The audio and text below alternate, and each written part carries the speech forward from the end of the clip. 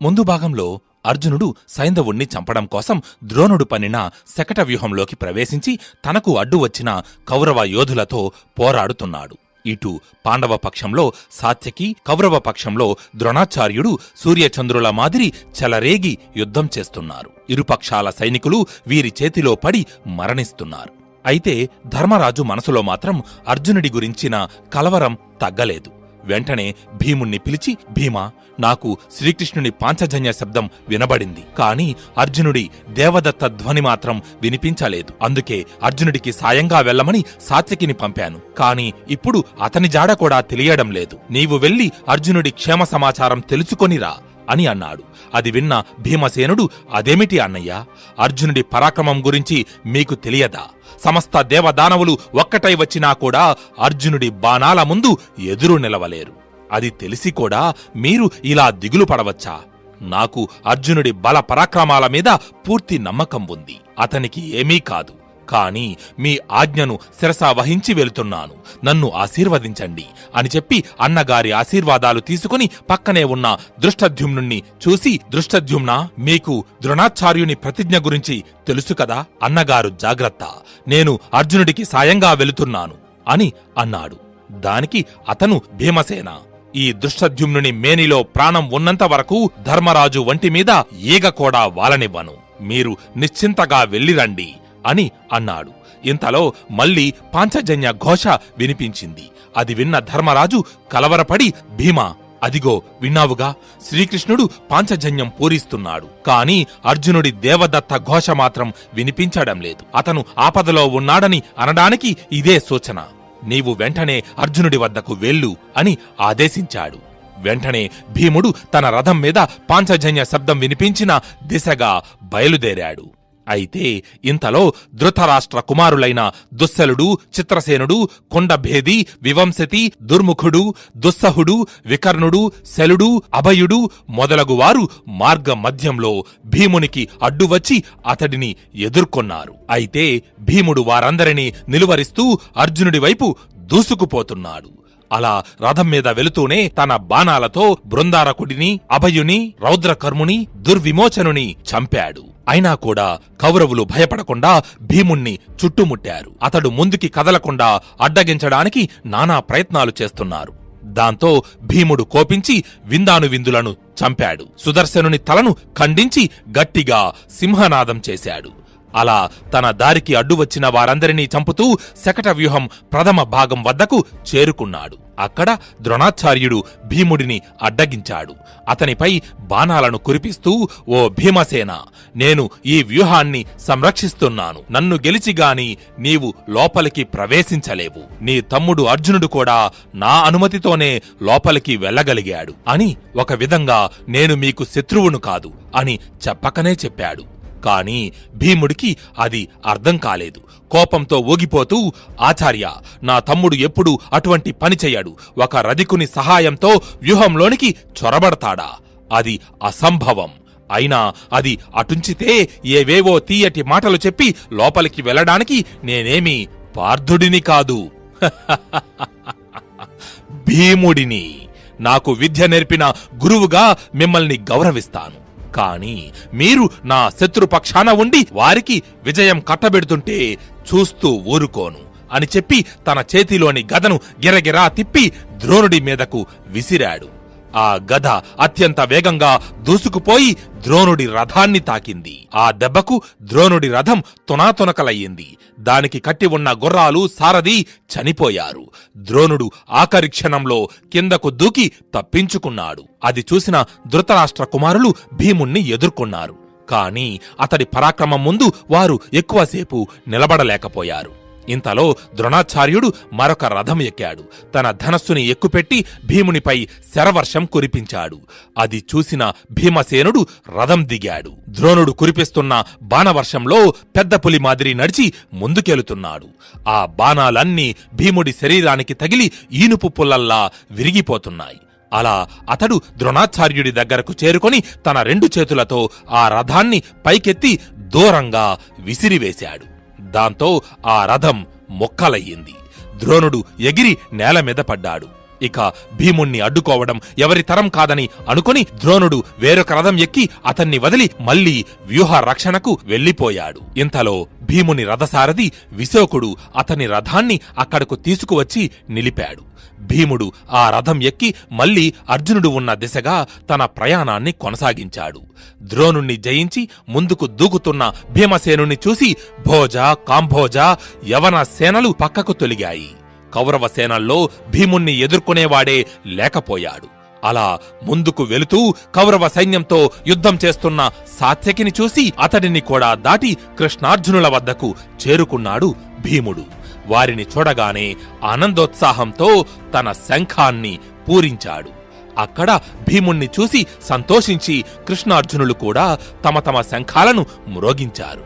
ఈసారి శ్రీకృష్ణుని పాంచజన్యంతో పాటుగా అర్జునుడి దేవదత్త ఘోష కూడా ధర్మరాజుకి వినిపించింది. అది విని భీముడు కృష్ణార్జునుల వద్దకు చేరుకున్నాడని, అర్జునుడు క్షేమంగానే ఉన్నాడని తెలిసి ధర్మరాజు మనసు శాంతించింది.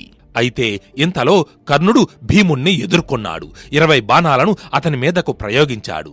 భీముడు ఆ బాణాలు అన్నిటినీ మధ్యలోనే తుంచి తిరిగి కర్ణుడి మీద 63 నిశితమైన బాణాలను వదిలాడు. అంతేకాకుండా కర్ణుడి రథకేతనాన్ని ఖండించి అతడి చేతిలోని విల్లును కూడా విరిచాడు.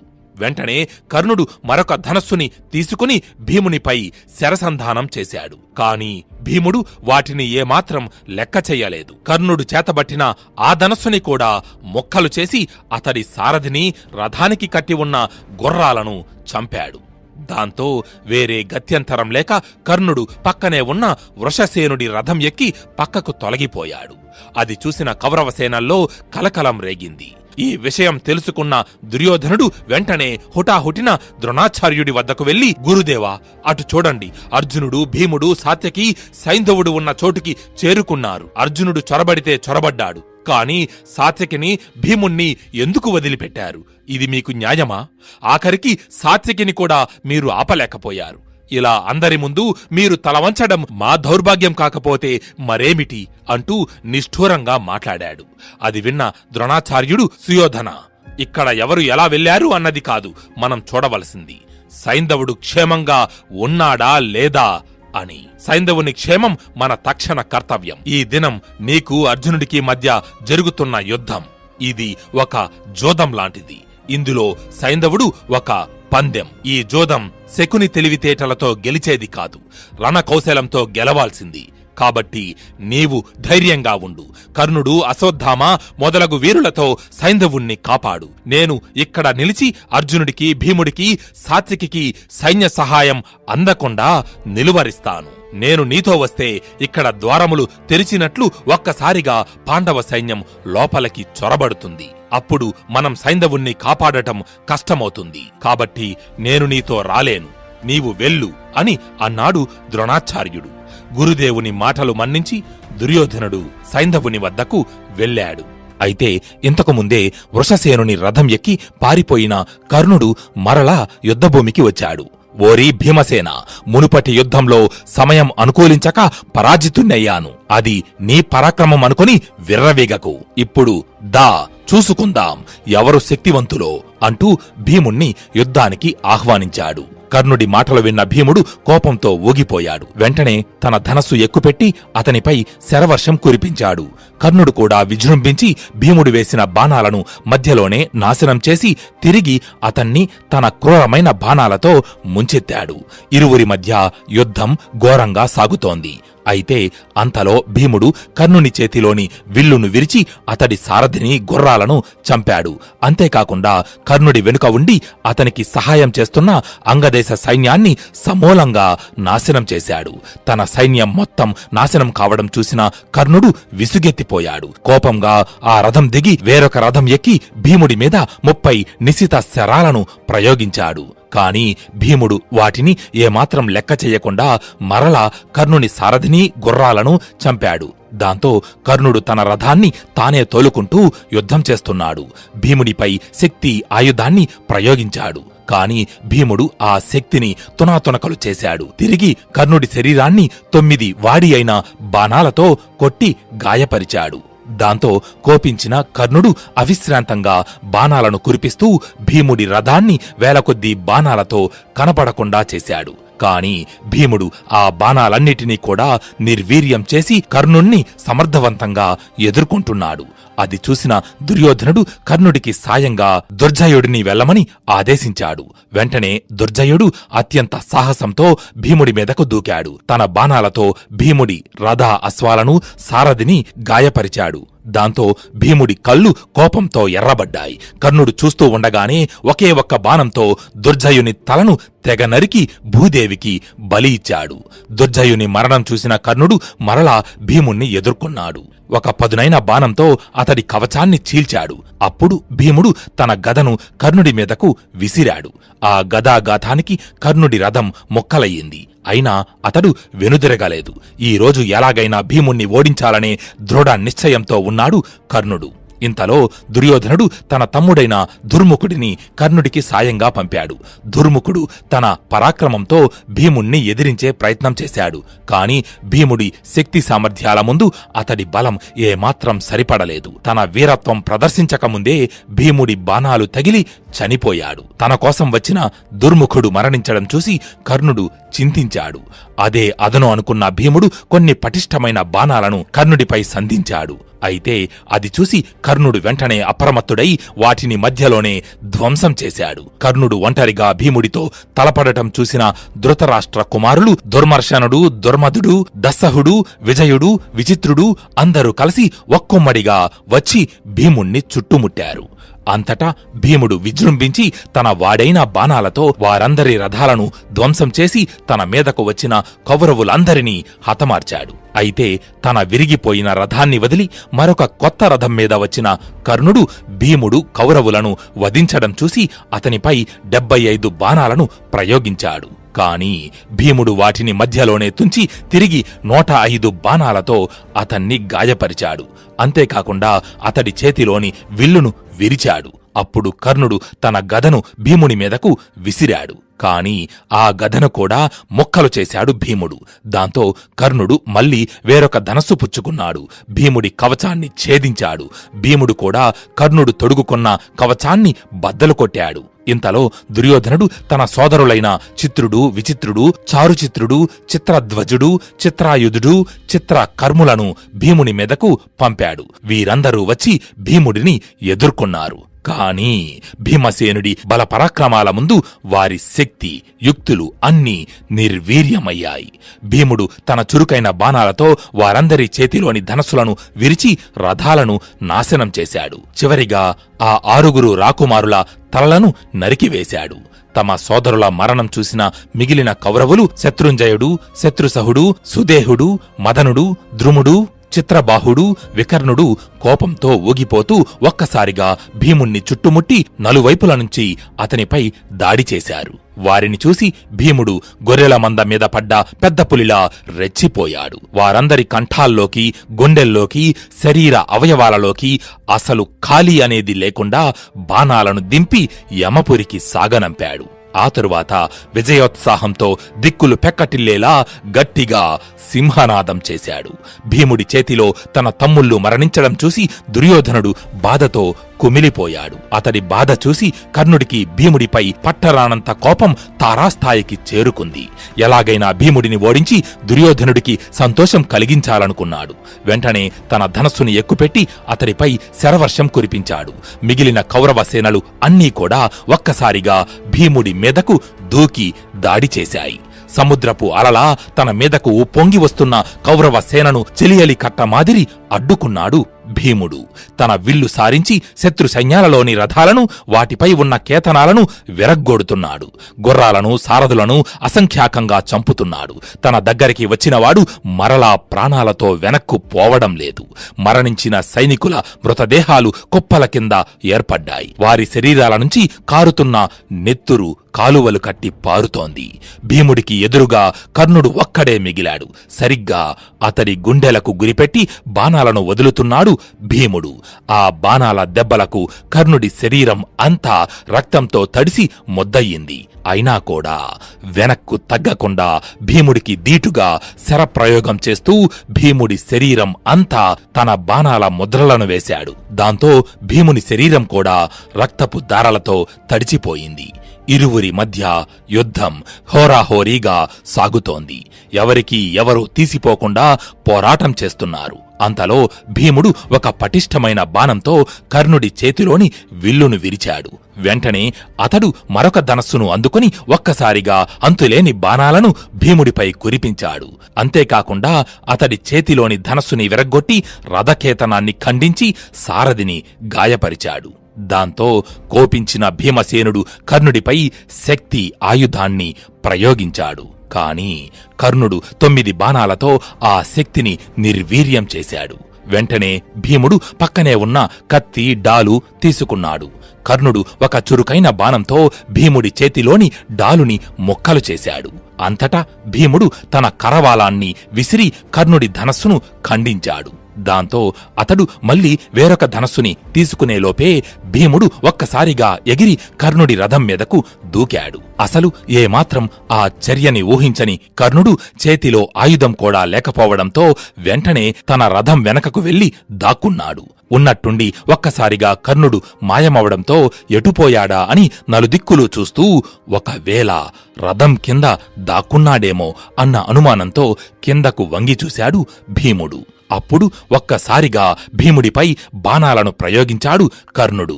ఆ బాణాల ధాటికి తట్టుకోలేక భీముడు పక్కనే ఉన్న సైనికుల శవాల గుట్టలోకి దూరిపోయాడు. భీముడి దైన్య స్థితిని చూసి కర్ణుడు అతడి వద్దకు వెళ్లి విలాసంగా నిలబడి భీముడి పొట్టపై విల్లు ఎక్కుపెట్టి ఉంచాడు. కాని అంతలోనే ఒక్క అర్జునుణ్ణి తప్ప మిగిలిన పాండవులు ఎవరినీ అవకాశం వచ్చినా చంపను అని తన తల్లి కుంతీదేవికి ఇచ్చిన మాట కర్ణుడికి గుర్తుకు వచ్చి అతడిని హతమార్చే ప్రయత్నం మానుకొని గట్టిగా అంటూ నవ్వుతూ, ఓరి భీమసేన, తిండిపోతా, నీకు యుద్ధం ఎందుకయ్యా? కడుపు నిండా మింగి ఒక పక్క కూర్చోక నీకు యుద్ధం కావలసి వచ్చిందా? అంతగా మిడిసిపడుతున్నావు. అడవులలో మృగాల మాదిరి తిరిగిన మీకు, ఆకులు అలములు పచ్చి మాంసం తిన్న మీకు యుద్ధం ఎందుకురా? అయినా నీ శక్తి తెలుసుకొని నీకు తగిన వారితో యుద్ధం చెయ్యి. అంతేగాని ఈ కర్ణుడితో పెట్టుకోకు. అదిగో కృష్ణార్జునులు, వెళ్ళి వారి వెనక తల దాచుకో పో అంటూ భీముడిని అవమానించి వదిలిపెట్టాడు కర్ణుడు. అది చూసిన అర్జునుడు భీముడి దుఃఖాన్ని నివారించడానికి కర్ణుడితో తలపడ్డాడు. అయితే అప్పుడు అశ్వత్థామ కర్ణుడికి సాయంగా వచ్చి నిలిచాడు. అర్జునుడు కర్ణుడి మీదకు వేసిన బాణాలు అన్నిటినీ మధ్యలోనే నాశనం చేసి తిరిగి అతడి మీదకు 64 బాణాలను ప్రయోగించాడు. దీంతో అర్జునుడికి కోపం ముంచుకొచ్చింది. తన అస్త్రబలంతో ఒక్కసారిగా అశ్వత్థామ మీద విరుచుకుపడ్డాడు. అర్జునుడి పరాక్రమానికి తట్టుకోలేక అశ్వత్థామ పక్కనే ఉన్న ఏనుగుల గుంపులోకి దూరిపోయాడు. ఇంతలో భీముని రథసారథి అయిన విశోకుడు రథాన్ని సిద్ధం చేసి తెచ్చాడు. భీముడు ఆ రథం ఎక్కి అర్జునుడి వద్దకు వచ్చాడు. అదే సమయంలో సాత్యకి కూడా అక్కడికి చేరుకున్నాడు అని సంజయుడు చెప్పగా విన్న ధృతరాష్ట్రుడు, సంజయ, బలవంతులతో వైరం ఎన్నటికీ మంచిది కాదు కదా. ఇప్పటికైనా నా కుమారుడు తెలివి తెచ్చుకొని పాండవుల రాజ్యభాగం వారికి అప్పగిస్తే మంచిది కదా. కాని అలా చెయ్యడు. ఎందుకంటే నా కుమారుడు దుర్యోధనుడు ఒట్టి మూర్ఖుడు. వాడికి తెలియదు, ఎవరైనా చెబితే వినడు. ఇలాంటి కొడుకుతో ఏమని చెప్పేది? అది అటుంచితే ఎప్పుడైతే అర్జునుడు ద్రోణుణ్ణి దాటి శకట వ్యూహంలోకి ప్రవేశించాడో అప్పుడే సైంధవుడు సగం చచ్చాడు. ఇప్పుడు అదే దారిలో సాత్యకి, భీముడు అర్జునుణ్ణి చేరుకున్నారు. ఇక సైంధవుని మరణం తథ్యం. అయినా ఇప్పుడు ఎన్ని అనుకుని మాత్రం ఏమి లాభం? తరువాత ఏం జరిగిందో చెప్పు అని అన్నాడు. సంజయుడు తదుపరి యుద్ధ విశేషాలను చెప్పసాగాడు. అయితే సాత్యకి, భీముడు అర్జునుని వద్దకు చేరుకున్నప్పుడు అలంబసుడు అనే రాజు వారిని ఎదుర్కొన్నాడు. సాత్యకి, అలంబసుడు ఒకరితో ఒకరు ఘోరంగా తలపడ్డారు.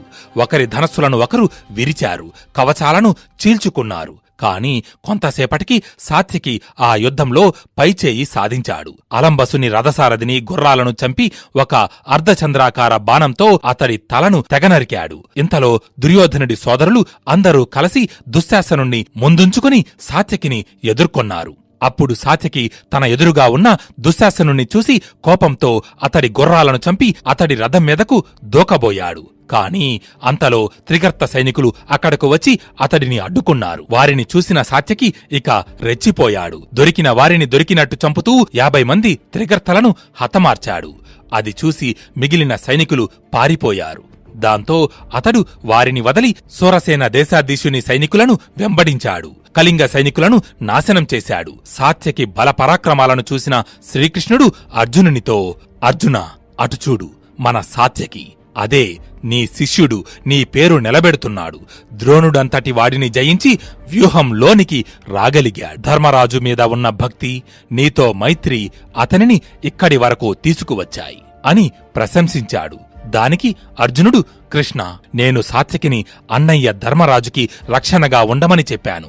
అతడు నా మాట వినకుండా ఇక్కడికి వచ్చాడు. అయితే ఇప్పుడు అగ్రజుడు ఒంటరిగా ద్రోణుడికి చిక్కినట్టే కదా. ఇక్కడ చూస్తే సైంధవుడు చావడం లేదు. ఇంకాసేపట్లో సూర్యుడు అస్తమించబోతున్నాడు. ఏం చెయ్యాలో అర్థం కావడం లేదు. పైగా సాత్యకి ఇప్పటిదాకా ద్రోణుడు, కృపాచార్యుడు, కృతవర్మ మొదలగు వారితో పోరాడి అలిసి ఉన్నాడు.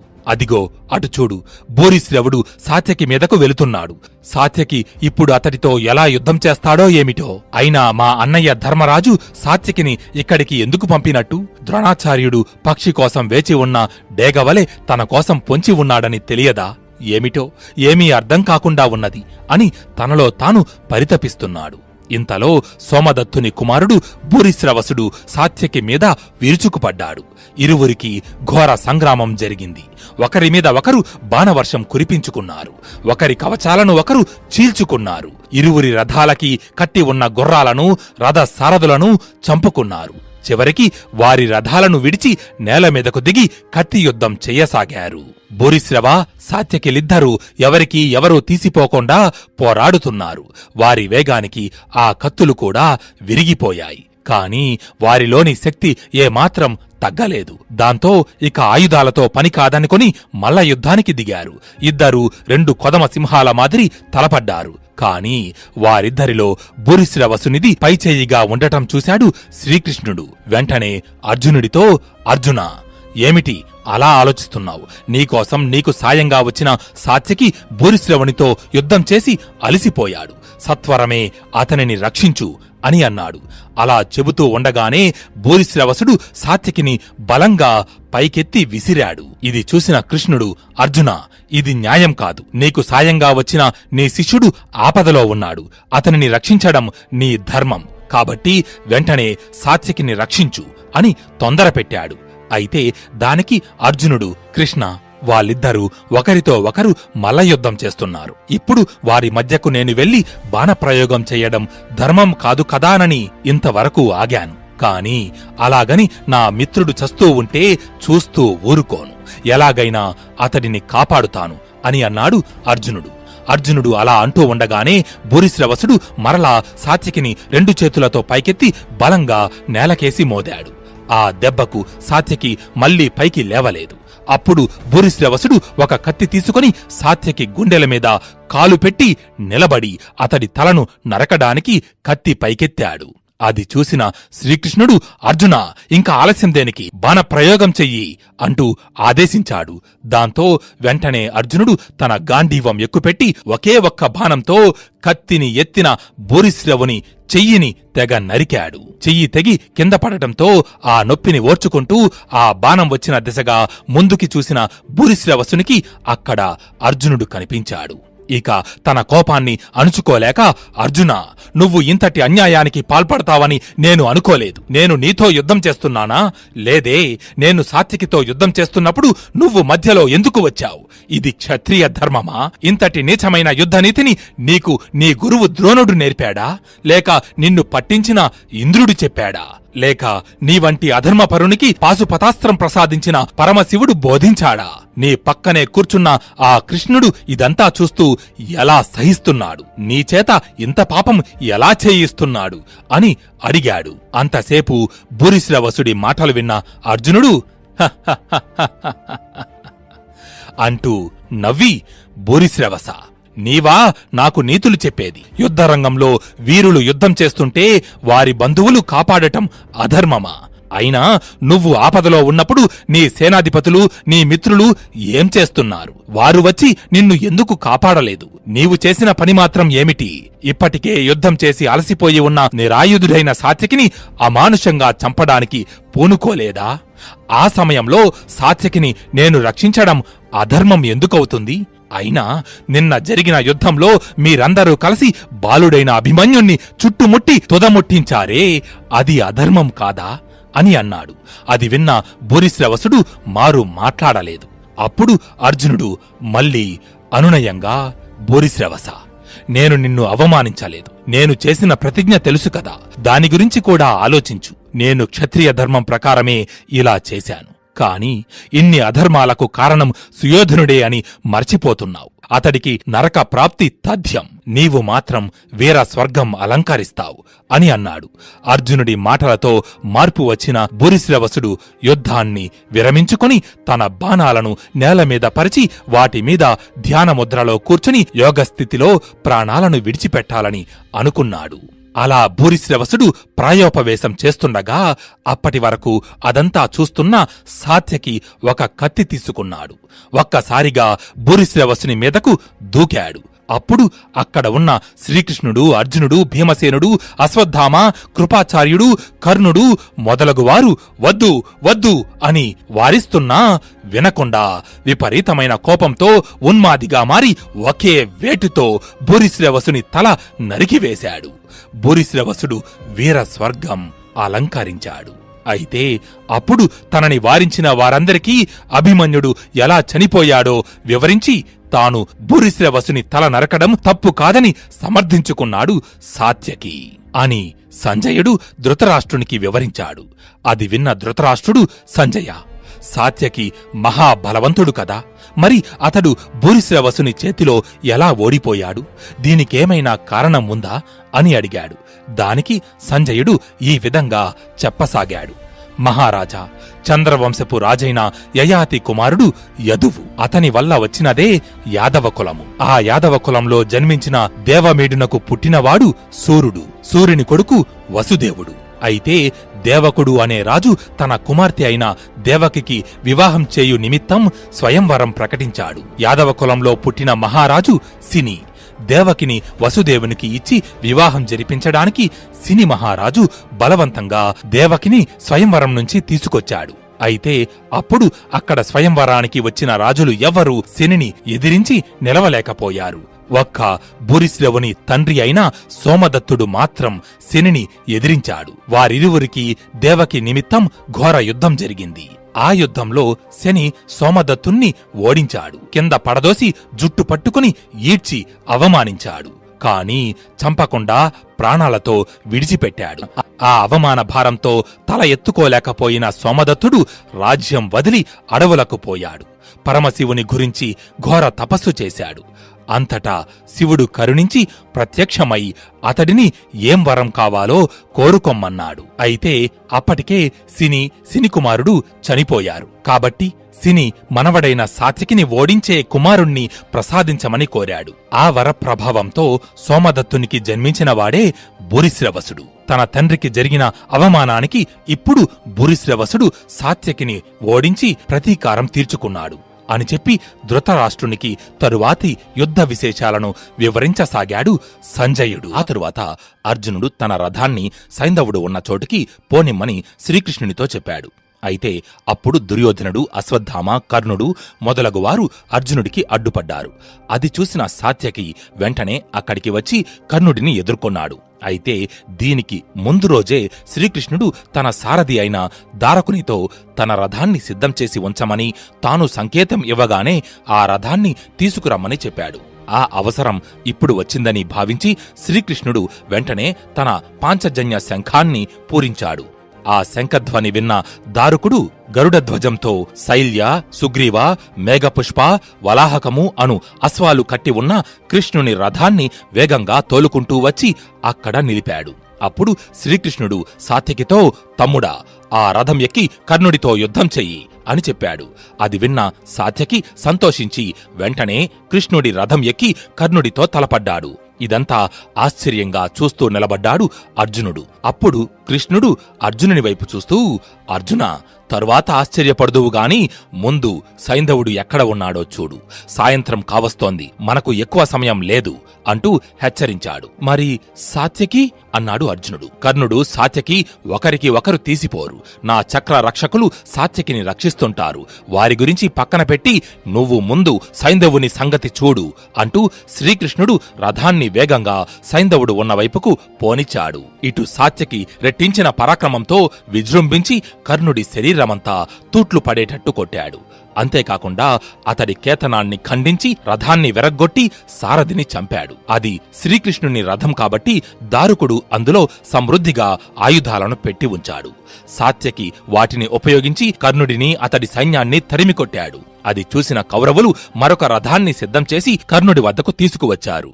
కర్ణుడు ఆ రథం ఎక్కి మరలా సాత్యకిని ఎదుర్కొన్నాడు. అయితే అంతకుముందు కర్ణుడి చేతిలో అవమానాల పాలైన భీముడు తల వంచుకొని అర్జునుడి వద్దకు వచ్చాడు. తనని కర్ణుడు అన్న మాటలన్నీ చెప్పి, తమ్ముడు, నేను వెంటనే వెళ్లి వాడికి తగిన గుణపాఠం చెబుతాను అని అన్నాడు.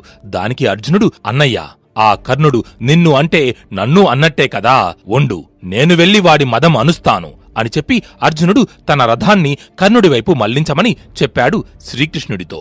శ్రీకృష్ణుడు వెంటనే ఆ రథాన్ని తీసుకువెళ్లి కర్ణుడికి ఎదురుగా నిలిపాడు. అప్పుడు అర్జునుడు కర్ణుడి వైపు చూస్తూ, ఓరీ కర్ణ, నీకు ఎంత ధైర్యం ఉంటే మా అన్నయ్య భీమసేనుడితో అలా మాట్లాడతావు? అంతకు ముందే ఆయన చేతుల్లో ఓడిపోయి సిగ్గు లేకుండా వెనక్కు తిరిగి పరిగెత్తావే, అప్పుడు మేమెవరైనా నిన్ను ఏమైనా దూషించామా? యుద్ధమన్నాక ఒకసారి గెలవడం, మరొకసారి ఓడిపోవడం సహజమని నీకు తెలియదా?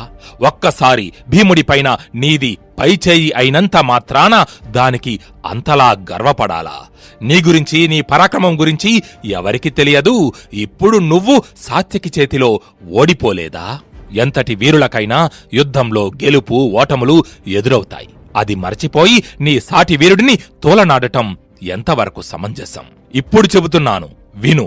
నేను లేనప్పుడు అందరూ చుట్టుముట్టి నా కుమారుడు అభిమన్యుణ్ణి చంపారే. నీవే కదా అధర్మంగా వెనుక నుంచి బాణం ప్రయోగించి నా కుమారుడి విల్లు విరిచావు. కాని నేను అలా కాదు. ఇప్పుడు నీ కళ్ళ ముందే ధర్మబద్ధంగా నీ కుమారుడు వృషసేనుణ్ణి చంపుతాను. నిన్ను ఒక్కడినే కాదు, నిన్నటి రోజున అన్యాయంగా, అక్రమంగా, అధర్మంగా అభిమన్యుణ్ణి చంపిన ప్రతి ఒక్కరిని ఏం చేస్తానో చూస్తూ ఉండు అని పలికి కర్ణుడిపై బాణప్రయోగం చేశాడు.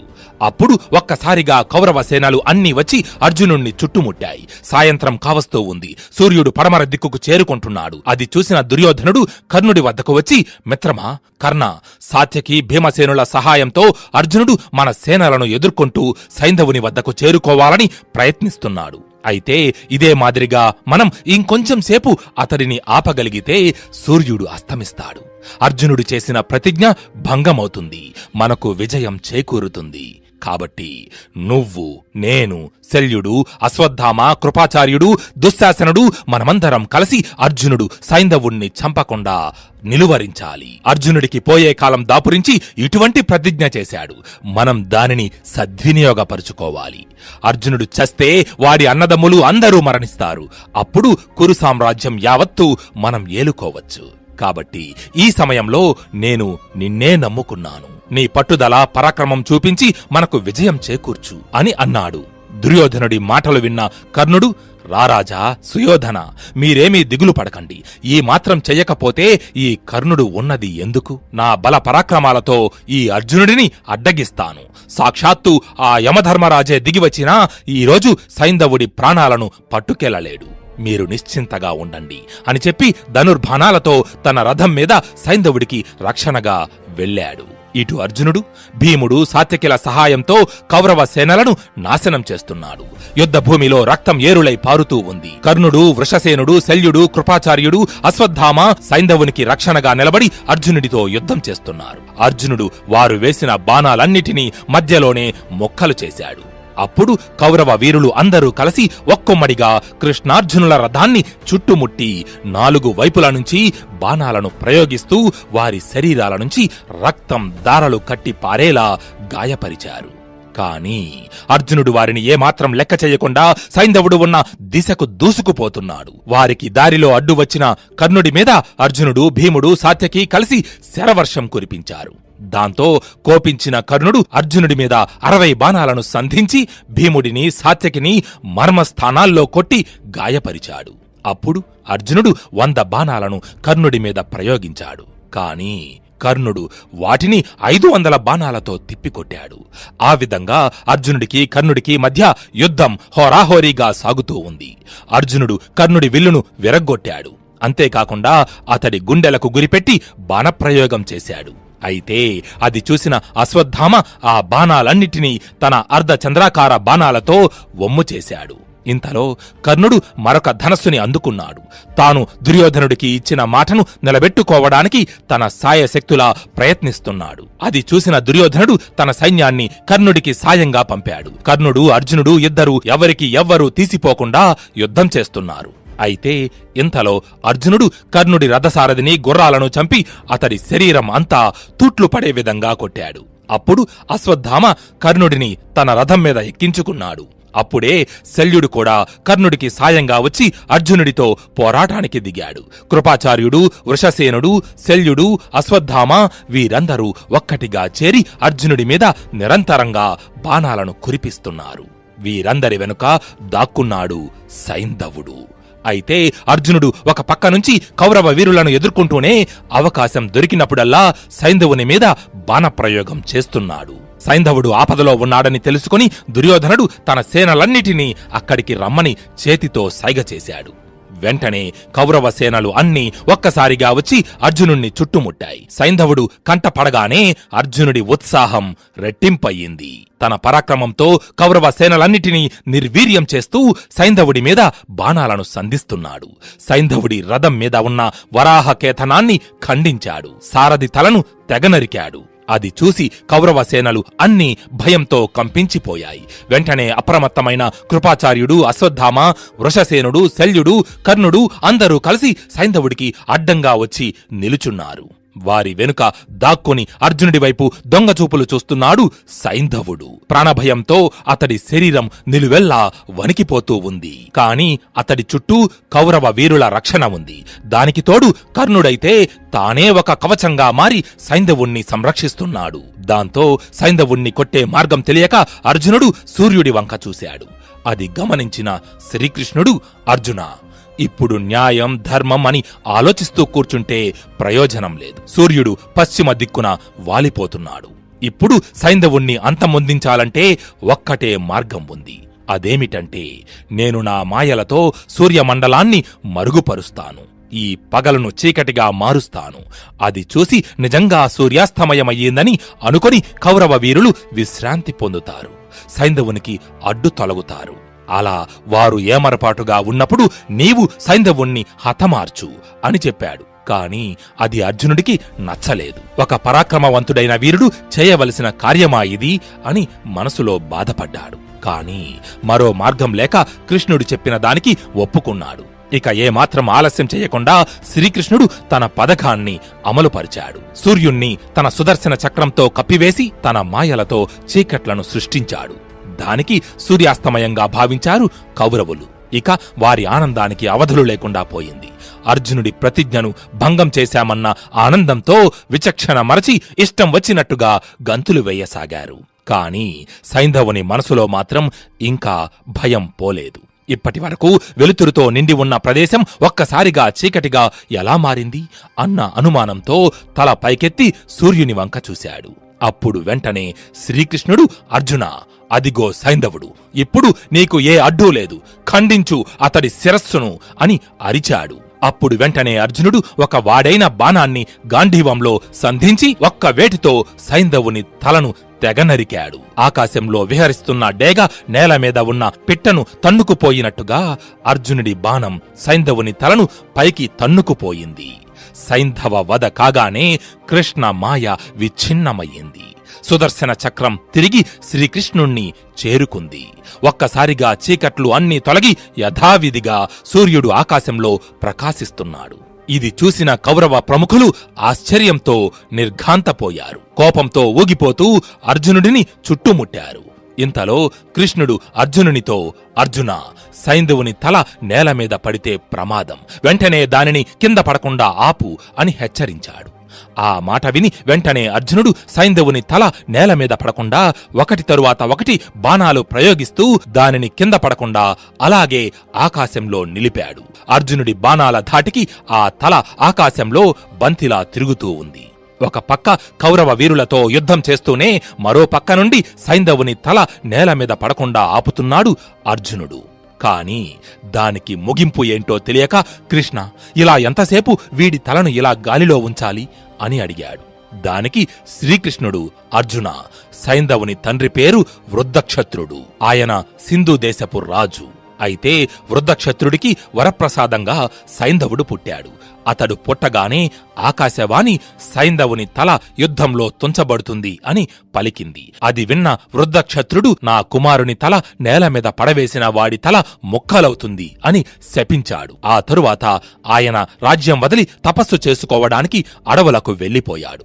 కాబట్టి ఇప్పుడు నీవు ఈ సైంధవుని తలను అతడి తండ్రి వృద్ధక్షత్రుడి ఒడిలో పడేటట్టు చెయ్యాలి. అది మామూలు బాణాల వల్ల కాదు, ఒక్క పాశుపతాస్త్రం వల్లనే ఇది సాధ్యమవుతుంది. దాని శక్తి అటువంటిది అని అన్నాడు. అది విన్న అర్జునుడు, అది సరే కృష్ణ, కాని ఇప్పుడు ఆ వృద్ధక్షత్రుడు ఎక్కడున్నాడు? నేను పాశుపతాస్త్రం ఏ దిక్కుకి ప్రయోగించాలి అని అడిగాడు. ఆ వృద్ధక్షత్రుడు శమంతక పంచకము సమీపంలో ఉన్న ఓ ఆశ్రమంలో తపస్సు చేసుకుంటున్నాడు. అక్కడికి ప్రయోగించు అని చెప్పాడు శ్రీకృష్ణుడు.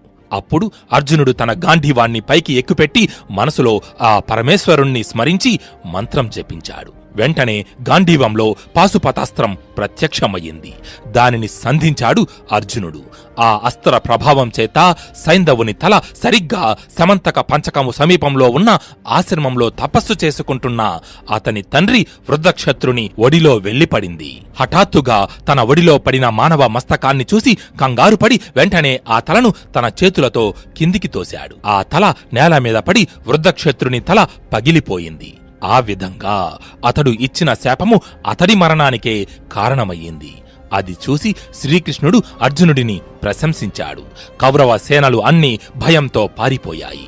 సైంధవుని తల నేల మీద పడేదాకా అతడి మొండెం అలాగే నిలబడి ఉంది. అతని తల ఎప్పుడైతే భూమి మీద పడిందో సైంధవుని శరీరం కూడా భూమి మీదకు ఒరిగిపోయింది. ఈ వింతను అందరూ ఆశ్చర్యంతో చూస్తూ ఉండిపోయారు. ఆ ప్రకారం శ్రీకృష్ణుని సహాయంతో అర్జునుడు తన ప్రతిజ్ఞను నెరవేర్చుకున్నాడు. భీమసేనుడు, సాత్యకి సింహనాదాలు చేశారు. దుర్యోధనుడు, కౌరవులు దుఃఖసాగరంలో మునిగిపోయారు. పాండవుల ఆనందానికి అంతే లేకుండా పోయింది. ధర్మరాజైతే సంతోషంతో ఉబ్బి తబ్బిబ్బయ్యాడు. పాండవ పక్షంలో భేరి, మృదంగ వాయిద్యధ్వనులు చెలరేగి ఆకాశాన్ని తాకాయి అని సంజయుడు ధృతరాష్ట్రుడికి సైంధవ వధ వృత్తాంతాన్ని సవిస్తరంగా వివరించాడు. అది విన్న ధృతరాష్ట్రుడు చింతించి, సంజయ, ఆ తరువాత ఏమైంది? సైంధవుని మరణం చూసి నా కుమారులు ఏం చేశారు అని అడిగాడు. దానికి సంజయుడు ఈ విధంగా చెప్పసాగాడు. సింధురాజు మరణంతో పాండవులలో ఎక్కడా లేని ఉత్సాహం వచ్చి చేరింది. రెట్టించిన పరాక్రమంతో కౌరవ సైన్యం మీద విరుచుకుపడ్డారు. అప్పుడు అశ్వత్థామ, కృపాచార్యుడు అర్జునుణ్ణి ఎదుర్కొన్నారు. అది చూసి అర్జునుడు కూడా వారి మీద శరవర్షం కురిపించాడు. ఆ బాణాల ధాటికి నిలవలేక కృపాచార్యుడు రథంపైనే స్పృహ తప్పి పడిపోయాడు. అది చూసి వెంటనే అప్రమత్తుడైన కృపుని రథసారథి ఆ రథాన్ని వెంటనే ఆ ప్రదేశం నుంచి దూరంగా తీసుకుపోయాడు. తన మేనమామ అలా రథంపైన కూలబడడం చూసి అశ్వత్థామ కలవరపడి ఆయన రథాన్ని అనుసరిస్తూ తాను కూడా అక్కడి నుంచి వెళ్లిపోయాడు. అయితే అది చూసి అర్జునుడు దుఃఖించాడు. తనకు చిన్నతనంలో విద్యాబుద్ధులు నేర్పి పెంచిన ఆచార్యుని మీదనే నేడు బాణాలను వదిలి బాధించవలసి వచ్చినందుకు కుమిలిపోయాడు. అది గమనించిన శ్రీకృష్ణుడు అర్జునుణ్ణి ఓదారుస్తూ, అర్జునా, యుద్ధరంగంలో పోరాటం చేసే వీరుడు ఎటువంటి బంధాలకు మిత్రుత్వానికి లోను కాకూడదు. ఇప్పుడు నీవు నీ బాణాలతో మూర్ఛిల్ల చేసిన కృపాచార్యుడు ప్రస్తుతం నీ గురువు కాదు, శత్రుపక్షపు వీరుడు. ఆయనపై నీవు బాణాలను ప్రయోగించడంలో ఎటువంటి దోషమూ లేదు. కాబట్టి చింతించకు. అసలు ఈ ప్రచండ కౌరవ సైన్యాన్ని ఎదుర్కొనడం ఆ దేవేంద్రునికైనా సాధ్యం కాదు. అటువంటి కౌరవ సేనావాహినిని నీవు ఒంటి చేత్తో జయించావు. సైంధవుణ్ణి చంపి నీ ప్రతిజ్ఞను నెరవేర్చుకున్నావు. నీ పరాక్రమం మిక్కిలి ప్రశంసనీయం. ఇక కౌరవ పక్షంలో నీకు సరిసమానుడు కర్ణుడు ఒక్కడే. అతడు ఇంద్రుడు ఇచ్చిన శక్తి ఆయుధంతో విర్రవీగుతున్నాడు. ఆ కర్ణుణ్ణి కూడా జయించి ఎనలేని కీర్తి గడించు. నీ శ్రేయస్సు కన్నా నాకు కావలసింది మరేముంది అని అన్నాడు. దానికి అర్జునుడు, అదేమిటి కృష్ణ, అలా అంటావ్? నేను సైంధవుణ్ణి చంపి నా ప్రతిజ్ఞను నెరవేర్చుకోవడం అంతా నీ దయ వలననే కదా.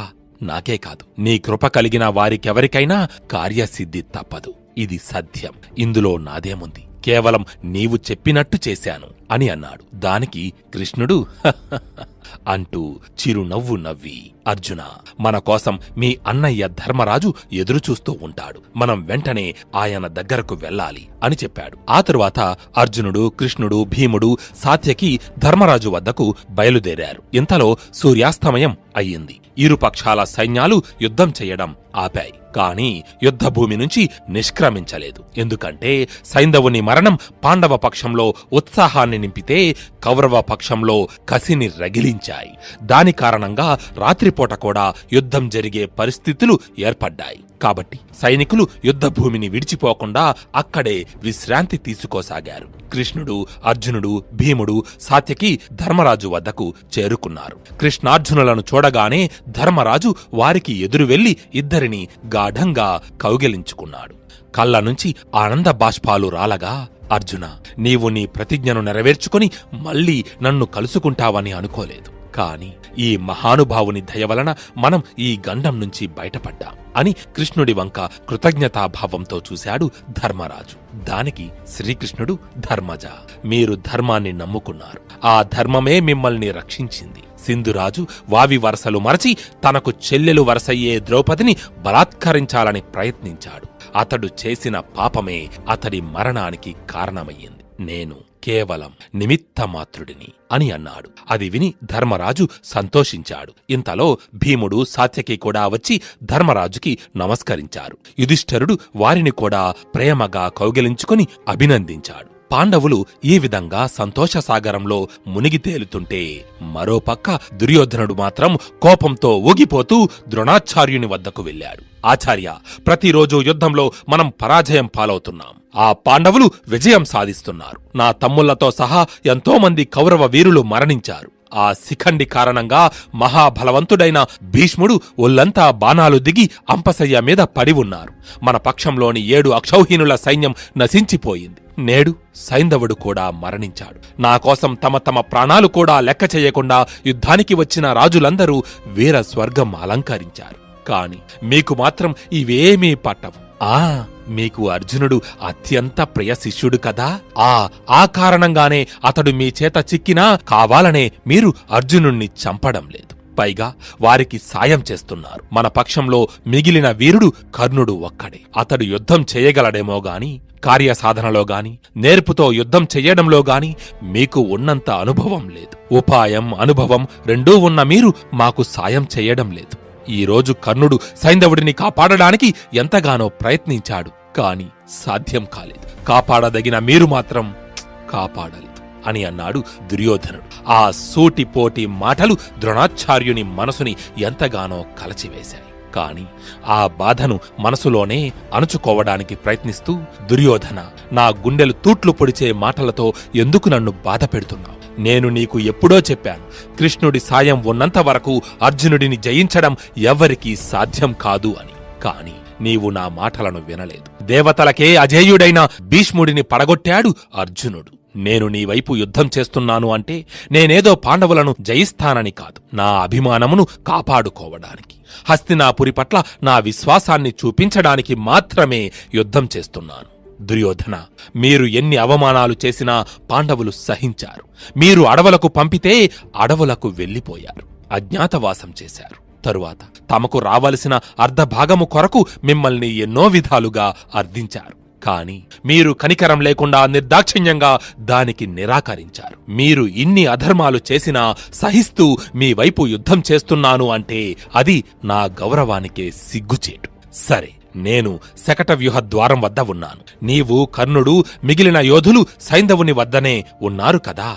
మీరందరూ కలిసి అతన్ని ఎందుకు రక్షించలేకపోయారు? నీవు వారందరినీ ఎందుకు ఏమీ అనడం లేదు? నన్ను మాత్రమే ఎందుకు నిందిస్తున్నావు? వారు నీకు కావలసిన వారా, లేక నేను నీవాడిని కానా, పరాయివాడినా అని చెప్పి ఒక్క క్షణం మౌనం వహించాడు. ఆ తరువాత ఒక గాఢ నిట్టూర్పు విడిచి, దుర్యోధన, ఇప్పుడు జరిగిపోయిన వాటి గురించి చింతించి ప్రయోజనం లేదు. జరగాల్సిన కార్యం గురించి ఆలోచించు. తరువాతి యుద్ధంలో మీరందరూ వీరోచితంగా పోరాడండి. నేను కూడా నా ప్రాణాలకు తెగించి యుద్ధం చేస్తాను. ఎటువంటి మమతానురాగాలకు లోను కాను. పాండవులను ఎట్టి పరిస్థితుల్లోనూ విడిచిపెట్టను. నువ్వు మన సైన్యంలో ధైర్య స్థైర్యాలు చెడకుండా వారిని యుద్ధోన్ముఖులను చెయ్యి. వారి మనసుల్లో ఉత్సాహాన్ని నింపు.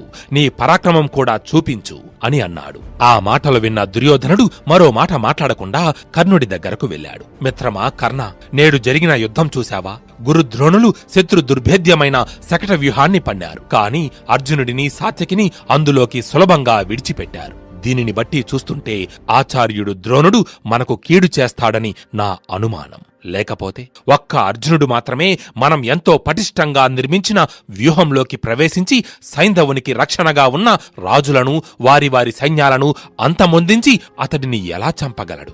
అంటే అర్జునుడి ప్రతాపాన్ని ద్రోణుడు అడ్డుకోలేకపోయాడా? అది నిజమని మనం నమ్మాలా? అసలు గురువుగారు సైంధవుణ్ణి రక్షిస్తానని మాట ఇస్తేనే కదా మనం అతన్ని యుద్ధభూమికి తీసుకువచ్చింది. లేకపోతే అతడి ఇష్టప్రకారం ఎక్కడో ఉండేవాడు కదా. కేవలం సైంధవుణ్ణి రక్షించుకోవడం కోసం మనం ఇంతటి సైన్యాన్ని నష్టపోవలసి ఉండేది కాదు కదా. కర్ణ, గురువుగారికి మనం ఎంత కానివారమో అర్జునుడు అంత కావలసినవాడయ్యాడు. ఇక ఏమనాలి చెప్పు? ఈ సమయంలో మనం ద్రోణుణ్ణి నమ్ముకొని పాండవులతో యుద్ధం చెయ్యడం ఎంతవరకు సమంజసమో నీవే ఆలోచించు అని అన్నాడు. దుర్యోధనుడి మాటలన్నీ సావధానంగా విన్నాడు కర్ణుడు. తరువాత, రారాజా, మనం ఆచార్యుణ్ణి నిందించడం ఎందుకు చెప్పు? ఆయన తన శక్తి కొలదీ యుద్ధం చేస్తూనే ఉన్నారు. కాని అర్జునుడిని చంపలేకపోయారు. ద్రోణాచార్యునికి కూడా అర్జునుడిని చంపడం సాధ్యం కాదు. పాండవులను చంపడానికి నీవు ఎన్ని ప్రయత్నాలు చేశావు? విషం పెట్టావు, లక్క ఇంట్లో పెట్టి కాల్చావు, అడవులకు పంపావు. కాని వారు నాశనం కాలేదు. ఇది విధి విలాసం కాకపోతే మరేమిటి? కాబట్టి సైంధవుడి మరణం అనేది అతడి తలరాత. దానిని ఎవరు మాత్రం మార్చగలరు. కాబట్టి దీని గురించి బాధపడి ధైర్యం కోల్పోవద్దు. మన పని శక్తి వంచన లేకుండా యుద్ధం చెయ్యడమే. ఆ తరువాత ఫలితం దైవ నిర్ణయం అంటూ దుర్యోధనుడికి ధైర్యం చెప్పాడు కర్ణుడు. కర్ణుడి మాటలతో దుర్యోధనుడు కొంత కుదుటపడ్డాడు. కాని అతడిలో ఉన్న కోపం, ఆవేశం ఏమాత్రం తగ్గలేదు. ఈ రోజు జరిగిన సైంధవ వధ తనకు ఘోర పరాభవంగా భావించాడు. దానికి ఎలాగైనా తగిన ప్రతీకారం తీర్చుకోవాలనుకున్నాడు. ప్రస్తుత విజయం కారణంగా ఆ పాండవులు ఎంతో ఆనందంగా ఉన్నారు. కాబట్టి యుద్ధం గురించి అంతగా ఆలోచించరు. వారిని దెబ్బ కొట్టడానికి ఇదే సరైన సమయం అని ఆలోచించి దుర్యోధనుడు వెంటనే యుద్ధ సన్నాహాలు చేశాడు. సూర్యాస్తమయం తరువాత యుద్ధం చెయ్యడం అధర్మమని తెలిసినా ఇప్పుడు అవేమీ ఆలోచించే పరిస్థితిలో అతడు లేడు. తన ధ్యేయమల్లా పాండవులను జయించడం, విజయలక్ష్మి వరించడం. ఇదే భావనతో వెంటనే కౌరవ సేనలను రాత్రి సమయంలో యుద్ధానికి సిద్ధం చేశాడు దుర్యోధనుడు. శంఖాలు, ఢంకాలు మ్రోగించారు. ద్రోణాచార్యుడు కూడా అతడికి ఎదురు చెప్పలేదు. కారణం, ఇంతకు ముందు దుర్యోధనుడు తనతో మాట్లాడిన మాటలు. అయితే కౌరవ పక్షంలో చెలరేగుతున్న సంకేతాలను గమనించారు పాండవులు. కౌరవులు యుద్ధానికి సిద్ధమవుతున్నారని వారికి అర్థమయ్యింది. సూర్యుడు అస్తమించాడు. కాని ఇంకా పూర్తిగా అయితే చీకటి అలుముకోలేదు. ఇదేమిటి అగ్రజ, సూర్యాస్తమయం అయ్యింది కదా, కౌరవులు ఇప్పుడు యుద్ధ సన్నాహాలు చేస్తున్నారేమిటి అని ధర్మరాజును అడిగాడు భీముడు. అప్పుడు శ్రీకృష్ణుడు, భీమా, అధర్మవర్తనులకు న్యాయ అన్యాయాలతో పనిలేదు.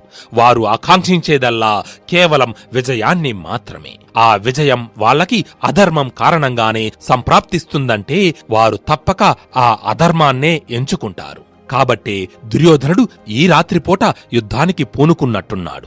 మనం వెంటనే మన సేనలను యుద్ధానికి సిద్ధం చేయాలి, లేదంటే భారీ సైన్య నష్టం తప్పదు అని హెచ్చరించాడు. దాంతో వెంటనే పాండవ సైన్యంలో కూడా యుద్ధ సన్నాహాలు మొదలయ్యాయి. అలా ఇరుపక్షాల సైన్యాలు యుద్ధానికి సిద్ధపడి మరలా ఒకదానితో ఒకటి తలపడ్డాయి. యుద్ధం మొదలయ్యింది. సైంధవ వధ కారణంగా కలిగిన దుఃఖంతో దుర్యోధనుడు తెగించాడు. ద్రోణుడు, కృపుడు, అశ్వత్థామ వద్దని ఎంత వారిస్తున్నా వినకుండా ఒంటరిగా పాండవుల మీదకు యుద్ధానికి వెళ్ళాడు. తనకు దారిలో అడ్డు వచ్చిన సైనికులు అందరినీ హతమారుస్తూ పాండవులను చేరుకొని భీముడి మీదకు 10 బాణాలను, నకులుడి మీదకు 3, శిఖండి మీదకు 100, దృష్టద్యుమ్నుని మీదకు 70, ఘటోత్కచుని మీదకు 60, ధర్మరాజు, సాత్వికల మీదకు 5 బాణాలను ప్రయోగించి సింహనాదం చేశాడు. దుర్యోధనుడి ధాటికి పాండవ సేనలు అల్లకల్లోలమయ్యాయి. అది చూసి ధర్మరాజు కోపంతో ఊగిపోయాడు. తన ధనస్సు ఎక్కుపెట్టి వరుసగా బాణాలు వదులుతూ దుర్యోధనుడి విల్లు విరిచాడు. అతన్ని స్పృహ కోల్పోయేటట్టు కొట్టాడు. ధర్మరాజు బాణాలకు దుర్యోధనుడు రథంపైనే కోలబడ్డాడు. అది చూసి ఆనందోత్సాహాలతో పాండవ సేనలు ఒక్కసారిగా రెచ్చిపోయాయి. వెంటనే ద్రోణాచార్యుడు వారిని అడ్డుకున్నాడు. ఇంతలో దుర్యోధనుడు మూర్ఛ నుంచి తేరుకున్నాడు. తనను స్పృహ కోల్పోయేటట్టు కొట్టిన ధర్మరాజు మీద విరుచుకుపడ్డాడు. కౌరవ సేనలు పాండవ సేనలను ఎదుర్కొన్నాయి. పాండవులు, సాత్యకి, విరాటుడు, ద్రుపదుడు, ఉప పాండవులు మొదలగు వారు అందరూ కలిసి ద్రోణుడిపై శరవర్షం కురిపించారు. ద్రోణుడు, కర్ణుడు ఇరువురు తమ అవిక్ర పరాక్రమాలతో ఒక పక్క నుంచి వారిని ఎదుర్కొంటూ మరో పక్క నుంచి పాండవ సేనలను నాశనం చేస్తున్నారు. ఆ విధంగా ఇరుపక్షాల మధ్య యుద్ధం ఘోరంగా సాగుతూ ఉంది. ద్రోణాచార్యుడు పాండవ పక్షంలో ఉన్న అనేక మంది కేకేయ వీరులను, దృష్టద్యుమ్నుని కుమారులను హతమార్చాడు. అప్పుడు శిబి అనే రాజు ద్రోణాచార్యుణ్ణి ఎదుర్కొన్నాడు. ఆయన రథసారథిని గాయపరిచి మరో 30 బాణాలతో ద్రోణుణ్ణి నొప్పించాడు. అలా చేసినందుకు తనలో తానే పొంగిపోయాడు. తన సారథి వైపు తల తిప్పి చూశావా నా ప్రతాపం అన్నట్టుగా ఒక నవ్వు నవ్వాడు. అంతలోనే ఒక బాణం వేగంగా దూసుకొచ్చి అలా నవ్వుతున్న శిబి మహారాజు తలను తెంచి నేల మీద పడేసింది. అది చూసి నిర్ఘాంతపోయాడు అతడి రథసారథి. ఆ బాణం వేసింది ఎవరా అని ముందుకు చూశాడు. అక్కడ ద్రోణుడు చేతిలో ధనస్సు పట్టుకొని యముడిలా నిలుచొని ఉన్నాడు. ఆయన్ని చూడగానే అతడికి ప్రాణం పోయినట్టయింది. వెంటనే ఆ రథం మీద నుంచి దూకి అక్కడి నుంచి పారిపోయాడు ఆ సారథి. మరోవైపు భానుమంతుని కుమారుడు తన రథాన్ని వేగంగా ముందుకు పోనిస్తూ దారిలో అడ్డంగా వస్తున్న సైనికులను చంపుతూ భీముడి మీదకు రాసాగాడు. అది చూసిన భీమసేనుడు కూడా తన రథాన్ని వేగంగా అతని మీదకు ఉరికించాడు.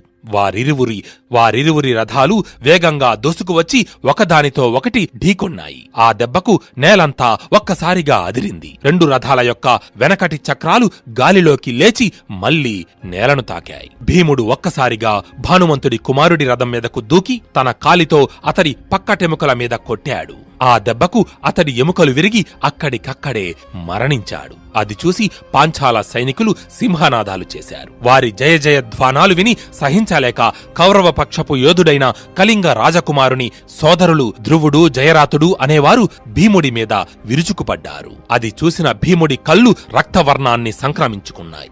ఒక్క ఉదుటున ధ్రువుని రథం మీదకు దూకి ఒకే ఒక్క గుద్దుతో అతన్ని సంహరించాడు. మరో గెంతున జయరాతుని రథం మీదకు వెళ్లి అతడి సారథిని కూడా తుదముట్టించాడు. అది చూసిన కర్ణుడు భీముడి మీద శక్తి ఆయుధాన్ని ప్రయోగించాడు. కాని భీముడు ఆ శక్తిని అత్యంత లాఘవంగా తన అరచేతుల్లో బంధించి తిరిగి దానిని కర్ణుడి మీదకే విసిరాడు. అది గమనించిన శకుని ఆ శక్తి ఆయుధాన్ని మధ్యలోనే తన బాణాలతో నిర్వీర్యం చేశాడు. ఇంతలో ధృతరాష్ట్రుని కుమారులైన దుర్మధుడు, దుష్కర్ణుడు అనే వాళ్లు భీముడి చెరోవైపు చేరి అతడి మీద దాడి చేశారు. దాంతో కోపించిన భీమసేనుడు వారిద్దరినీ మాంసపు ముద్దలుగా కొట్టి హతమార్చాడు. తన తమ్ముళ్ల మరణం చూసి దుర్యోధనుడు కుమిలిపోయాడు. కాని ఏమీ చెయ్యలేక నిస్సహాయంగా నిలుచున్నాడు. భీముడి పరాక్రమం ముందు నిలవలేక కౌరవ సేనలు వెనకదారి పట్టాయి. అప్పుడు ద్రోణాచార్యుడు భీముణ్ణి ఎదుర్కొన్నాడు. ఆయనకు కర్ణుడు మొదలగువారు తోడయ్యారు. వారందరూ కలిసి భీముడి మీద తమ అస్త్ర శస్త్రాలను ప్రయోగించారు. భీముడికి సాయంగా ధర్మరాజు, నకులుడు, సహదేవుడు, ద్రుపదుడు, విరాటుడు, సాత్యకి వచ్చి యుద్ధం చేస్తున్నారు. ఆ ప్రకారం కురుక్షేత్రం 14వ రోజు సూర్యాస్తమయం తరువాత కూడా యుద్ధం కొనసాగుతూ ఉంది. అయితే అప్పుడు కౌరవపక్ష వీరుడైన సోమదత్తుడు తన రథాన్ని సాత్యకికి ఎదురుగా నిలిపి, "ఓ సాత్యకి, ఆగు, ఇప్పుడే నీ అంతు చూస్తాను. ప్రాయోపవేశం చేస్తున్న భూరిశ్రవుని కిరాతకంగా మృగాన్ని చంపినట్టు చంపడం వీరత్వం అనుకుంటున్నావా? అది రాజధర్మమా? ఈరోజు నువ్వు నా చేతుల్లో చచ్చావు" అంటూ సాత్యకి మీదకు దూకాడు. అది విని సాత్యకి అంటూ నవ్వుతూ, "సోమదత్త, భూరిశ్రవుని చంపడం రాజధర్మం కాదని నువ్వంటే నిన్ను చంపి రాజధర్మం అంటే ఏమిటో నిరూపిస్తాను, కాచుకో" అంటూ అతని మీదకు తన బాణాలను సంధించాడు. అలా వారిద్దరూ ఒకరితో ఒకరు తలపడడం చూసి సోమదత్తునికి సాయంగా దుర్యోధనుడు, సాత్యకికి సాయంగా దృష్టద్యుమ్నుడు తమ తమ అపార సేనలతో వచ్చి నిలిచారు. సోమదత్తుడు కొన్ని మెరుపుల్లాంటి బాణాలను సాత్యకి మీద ప్రయోగించాడు. కాని సాత్యకి వాటన్నిటినీ తిప్పికొట్టి తన బాణాలతో సోమదత్తుణ్ణి అలసిపోయేలా కొట్టాడు. ఆ దెబ్బలకు సోమదత్తుడు రథంపైనే మూర్ఛపోయి పడిపోయాడు. వెంటనే అతని రథసారథి ఆ రథాన్ని ఆ ప్రదేశం నుంచి వేరే చోటికి తీసుకుపోయాడు. ఇది గమనించిన అశ్వత్థామ వెంటనే సాత్యకి వైపు తన రథాన్ని పోనిచ్చాడు. కాని దారి మధ్యలో అతడికి ఘటోత్కచుడు అడ్డుగా వచ్చి నిలిచాడు. ఘటోత్కచుడు తన రాక్షస సైన్యంతో సహా వచ్చి అశ్వత్థామను ఎదుర్కొన్నాడు. అప్పుడే కొద్ది కొద్దిగా చీకట్లు అలుముకుంటున్నాయి. అది రాక్షసులకు చాలా అనువైన సమయం. ఆ సమయంలో వారి శక్తి అనేక రెట్లు పెరుగుతుంది. కౌరవ పక్షంలోని మహాయోధులు సైతం ఆ క్షణం ఘటోత్కచుని ముందు నిలవలేకపోయారు. అతన్ని చూడగానే అశ్వత్థామ వెనుక ఉన్న కౌరవ సైన్యం భయంతో పారిపోయింది. కాని అశ్వత్థామ రథచక్రం మాత్రం ఇంచు కూడా వెనక్కి కదల్లేదు. ఆ రాక్షసుడి కళ్ళలోకి సూటిగా చూస్తూ తన ధనస్సు ఎక్కుపెట్టి అతడి గుండెలపై 10 తీవ్రమైన బాణాలతో కొట్టాడు అశ్వత్థామ.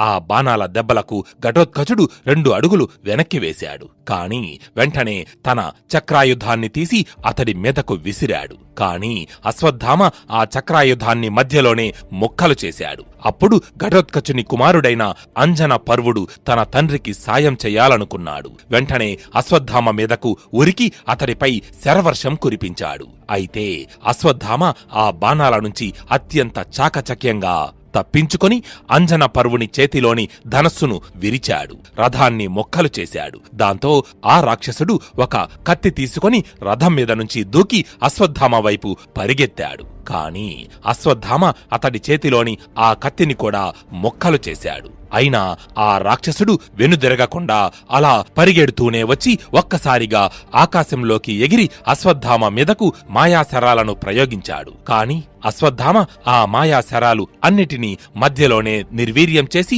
ఒకే ఒక్క బాణంతో అంజన పర్వుని తలను ఖండించాడు. దాంతో ఆ రాక్షసుడి తల, మొండెం 2 విడిపడి నేల మీద పడ్డాయి. తన కుమారుని మరణం కల్లారా చూసిన ఘటోత్కచుడు పట్టరాని కోపంతో, ఆవేదనతో ఊగిపోయాడు. నెత్తురు నిండిన కళ్ళతో అశ్వత్థామ వైపు చూస్తూ, "ఓరీ అశ్వత్థామ, ఈ రోజు నా నుంచి నిన్ను ఎవరూ కాపాడలేరు. నిన్ను ఈ క్షణమే చంపి తీరుతాను" అంటూ అతడి మీదకు వెళ్లసాగాడు. దానికి అశ్వత్థామ, "ఘటోత్కచ, నీవు బాలుడవు, నాతో యుద్ధం చేసి నిలవలేవు. నీవు నాకు పుత్ర సమానుడవు. నీపై కోపించి బాణం వెయ్యడానికి నాకు మనసు రావడం లేదు. కాబట్టి వెళ్ళు, వేరెవరితోనైనా యుద్ధం చెయ్యి" అని అన్నాడు. దానికి ఘటోత్కచుడు కోపంగా, "ఆపు నీ వ్యర్థ ప్రలాపనలు. నువ్వెక్కడ నా తండ్రివి? నా తండ్రి భీముడు. నా పుత్రుడిని చంపి నాకు పుత్రశోకం మిగిల్చిన నిన్ను ఇప్పుడే ఈ క్షణమే హతమారుస్తాను" అని చెప్పి తన రాక్షస మాయలను ప్రయోగిస్తూ అశ్వత్థామ మీదకు దూకాడు. కొండ మాదిరి తన మీదకు వస్తున్న ఘటోత్కచుడి మీదకు వజ్రాస్త్రాన్ని ప్రయోగించాడు అశ్వత్థామ. దాని నుంచి తప్పించుకోవడానికి ఘటోత్కచుడు వెంటనే మేఘంలా మారిపోయాడు. అశ్వత్థామ వాయువాస్త్రంతో ఆ మేఘాలను చెదరగొట్టాడు. ఆ తరువాత ఘటోత్కచుడు ఒక ఉగ్రమైన ఆకారాన్ని దాల్చాడు. అతడి అనుచరులైన రాక్షసులు కూడా ఘోర రూపాలను ధరించి కౌరవ సైన్యంతో తలపడి అందులోని వారందరినీ చంపసాగాడు.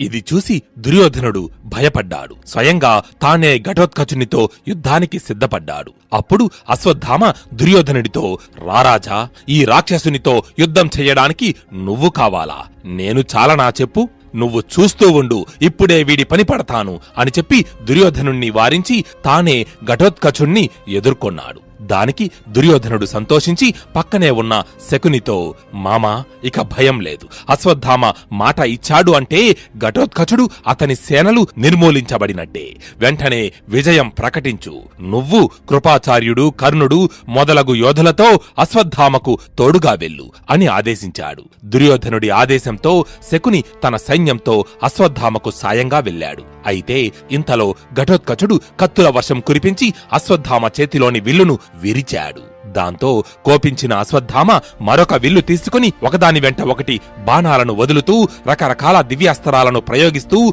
ఘటోత్కచుని వెనుక ఉన్న రాక్షస సైన్యాన్ని సర్వనాశనం చెయ్యసాగాడు. అతడి దాటికి వేల కొద్దీ రాక్షసులు మరణించి కుప్పలుగా నేల మీద పడ్డారు. అది చూసి దుర్యోధనుడు అశ్వత్థామను ఎంతగానో కొనియాడాడు. ఆ ప్రకారం అశ్వత్థామ ఘటోత్కచుని సైన్యాన్ని, పాండవ సేనలను చీల్చి చెండాడుతుంటే పాండవ యోధులు దిక్కుతోచక అటూ ఇటూ చూస్తున్నారు. అయితే ఇంతలో ఘటోత్కచుడు ఒక పరిఘను తీసుకుని అశ్వత్థామ మీదకు విసిరాడు. కాని దాన్ని అశ్వత్థామ ఒడుపుగా ఒడిసి పట్టుకుని తిరిగి అతని మీదకే దానిని ప్రయోగించాడు. దాని నుంచి తప్పించుకోవడానికి ఘటోత్కచుడు వెంటనే తన రథం మీద నుంచి పక్కనే ఉన్న దృష్టద్యుమ్నుడి రథం మీదకు దూకాడు. దాంతో ఆ పరిఘ ఘటోత్కచుని సారథిని, అతడి రథాన్ని ముక్కలు ముక్కలు చేసి పడేసింది. ఆ తరువాత ఘటోత్కచుడు, దృష్టద్యుమ్నుడు ఇద్దరూ కలిసి ఒకే రథం మీద నుంచి అశ్వత్థామతో తలపడ్డారు. ఇంతలో భీముడు తన సైన్యంతో వచ్చి వారిని చేరుకున్నాడు. అది చూసిన అశ్వత్థామ వారి ముగ్గురి మీద శరవర్షం కురిపించాడు. అశ్వత్థామ చేసే యుద్ధానికి రణరంగమంతా పీనుగుల పెంటగా మారిపోయింది. ఏనుగులు, గుర్రాల కలేబరాలతో ఆ ప్రదేశమంతా నిండిపోయింది. విరిగిన రథాలు చల్లాచెదురుగా పడి ఉన్నాయి. ఆ ప్రకారం అశ్వత్థామ ఆ ఒక్కరోజే ఒక అక్షౌహిణి సైన్యాన్ని సంహరించాడు. ఇది చూసి ద్రుపదరాజు కుమారులైన సురధుడు, శత్రుంజయుడు, బలానికుడు, పృషధ్రుడు, జయానికుడు, జయుడు, చంద్రసేనుడు అందరూ కలిసి ఒక్కొమ్మడిగా వచ్చి అశ్వత్థామను ఎదుర్కొన్నారు. అతడి మీద శరవర్షం కురిపించారు. కాని ఆ మరుక్షణంలోనే వారి ప్రాణాలు వారి దేహాల నుంచి దూరమయ్యాయి. అసలు వారు ఎప్పుడు చచ్చారో కూడా తెలియకుండా అశ్వత్థామ వారందరినీ తుదముట్టించాడు. ఆ సన్నివేశం చూసి అశ్వత్థామ దగ్గరకు వెళ్లే సాహసం కూడా ఎవ్వరూ చెయ్యలేదు. కాని ఆ భయాన్ని పక్కనబెట్టి కుంతీభోజుని కుమారులు అతన్ని ఎదుర్కోవడానికి ముందుకు వచ్చారు. కాని అశ్వత్థామ వారందరినీ కూడా ఇంతకు ముందు ద్రుపదరాజు కుమారులను చంపినట్టుగానే చంపి యమపురికి సాగనంపాడు. ఆ తరువాత ఘటోత్కచుని మీదకు కాలదండం మాదిరి ఉన్న ఒక బాణాన్ని ప్రయోగించాడు. ఆ బాణం దెబ్బకు ఘటోత్కచుడు రథంపైనే మూర్ఛపోయి పడిపోయాడు. వెంటనే దృష్టద్యుమ్నుడు ఆ రథాన్ని యుద్ధభూమి నుంచి దూరంగా తీసుకుపోయాడు. అది చూసి అశ్వత్థామ సింహనాదం చేశాడు. ఇంతలో ధర్మరాజు, సాత్యకి వచ్చి భీమునితో కలిశారు. ఘటోత్కచుడు మూర్ఛ నుంచి తేరుకొని ఒక మాయారథాన్ని సృష్టించి దానిమీద ఎక్కి మళ్లీ అశ్వత్థామను ఎదుర్కొనే ప్రయత్నం చేశాడు. పాండవ సేనలు అన్నీ దృష్టద్యుమ్నుని నాయకత్వంలో ఒక వ్యూహంగా ఏర్పడి అశ్వత్థామను చుట్టుముట్టాయి. ఇది చూసిన కౌరవ సేనలు సోమదత్తుడిని, బాహ్లికుడిని ముందుంచుకొని అశ్వత్థామకు తోడుగా పాండవ సైన్యంతో తలపడ్డాయి. సాత్యకి సోమదత్తుని మీదకు ఒక చురుకైన బాణాన్ని ప్రయోగిస్తే ఘటోత్కచుడు మద్గర అనే ఆయుధంతో అతడిని కొట్టాడు. ఆ ఇద్దరి వీరుల ఆయుధాల దెబ్బలకు సోమదత్తుడు సోలిపోయాడు. తన కుమారుడు సోమదత్తుడు మూర్ఛపోగానే అతని తండ్రి బాహ్లికుడు సాత్యకితో యుద్ధానికి దిగాడు. కాని మధ్యలో అతడికి భీముడు అడ్డుగా వచ్చి తన బాణాలను అతని మీదకు ప్రయోగించాడు. అప్పుడు బాహ్లికుడు భీముని మీదకు శక్తి అనే ఆయుధాన్ని వదిలాడు. ఆ శక్తి తగలగానే భీముడు ఒక్క నిమిషం స్పృహ కోల్పోయాడు. కాని అంతలోనే తేరుకుని తనను కొట్టిన బాహ్లికునిపై కోపంతో ఊగిపోయాడు. ఇక ఏమాత్రం అతడికి అవకాశం ఇవ్వకుండా తన చేతిలో ఉన్న మద్గరతో అతడి తలపై గట్టిగా మోదాడు. ఆ మద్గర దెబ్బకు బాహ్లికుని తల పగిలిపోయింది. వయసులో పెద్దవాడైన బాహ్లికుడు అక్కడికక్కడే మరణించాడు. పాండవ సైన్యంలో జయ జయధ్వానాలు మిన్నంటుకున్నాయి. బాహ్లికుని మరణం కల్లారా చూసిన దుర్యోధనుడి తమ్ముళ్ళు 10 మంది భీముణ్ణి చుట్టుముట్టారు. భీముడు ఆ 10 మంది కురు రాకుమారులను 10 బాణాలతో సంహరించాడు. అది చూసి కర్ణుని తమ్ముడు వృకరథుడు అనే వీరుడు తన రథాన్ని భీముడి మీదకు పోనిచ్చాడు. కాని భీముడు అతడు తన దగ్గరకు వచ్చేంత వరకు వేచి ఉండి దగ్గరకు రాగానే ఒకే ఒక దెబ్బతో మట్టి కరిపించాడు. ఆ తరువాత శకుని తమ్ముళ్ళు 12 మంది భీముడితో తలపడ్డారు. కాని భీముడు వారిని కూడా అవలేలగా జయించి సంహరించాడు. ఆ ప్రకారం భీముని పరాక్రమానికి ఎదురు లేకుండా పోయింది. భీముని కంటబడ్డ శత్రుసేనలు ఎవ్వరూ ప్రాణాలతో బయటపడడం లేదు. దాంతో ఇలా అయితే పని కాదనుకొని తిగర్త, సోరసేన, వసాతి, మాలవ, బాహ్లిక దేశాల సైన్యాలు అన్నీ కలిసి మూకుమ్మడిగా వచ్చి భీముణ్ణి నలుదిక్కుల నుంచి చుట్టుముట్టాయి. ఇది చూసిన ధర్మరాజు తన సైన్యంతో భీమునికి సాయంగా వచ్చాడు. భీముడు, ధర్మరాజు ఇద్దరూ కలిసి కౌరవ సేనలను నాశనం చెయ్యసాగారు. అది చూసిన దుర్యోధనుడు వెంటనే ద్రోణుని వద్దకు వెళ్లి వారిని అడ్డగించమని ప్రార్థించాడు. దాంతో ద్రోణాచార్యుడు తన రథాన్ని ధర్మరాజు, భీమసేనుల వైపు పోనిచ్చాడు. ఆ ధర్మరాజు మీద తన దివ్యాస్త్రాలను ప్రయోగించాడు. కాని ధర్మరాజు వాటన్నింటినీ సమర్థవంతంగా ఎదుర్కొన్నాడు. ఆ తరువాత ద్రోణుడు ఇంద్రాస్త్రాన్ని ప్రయోగించాడు.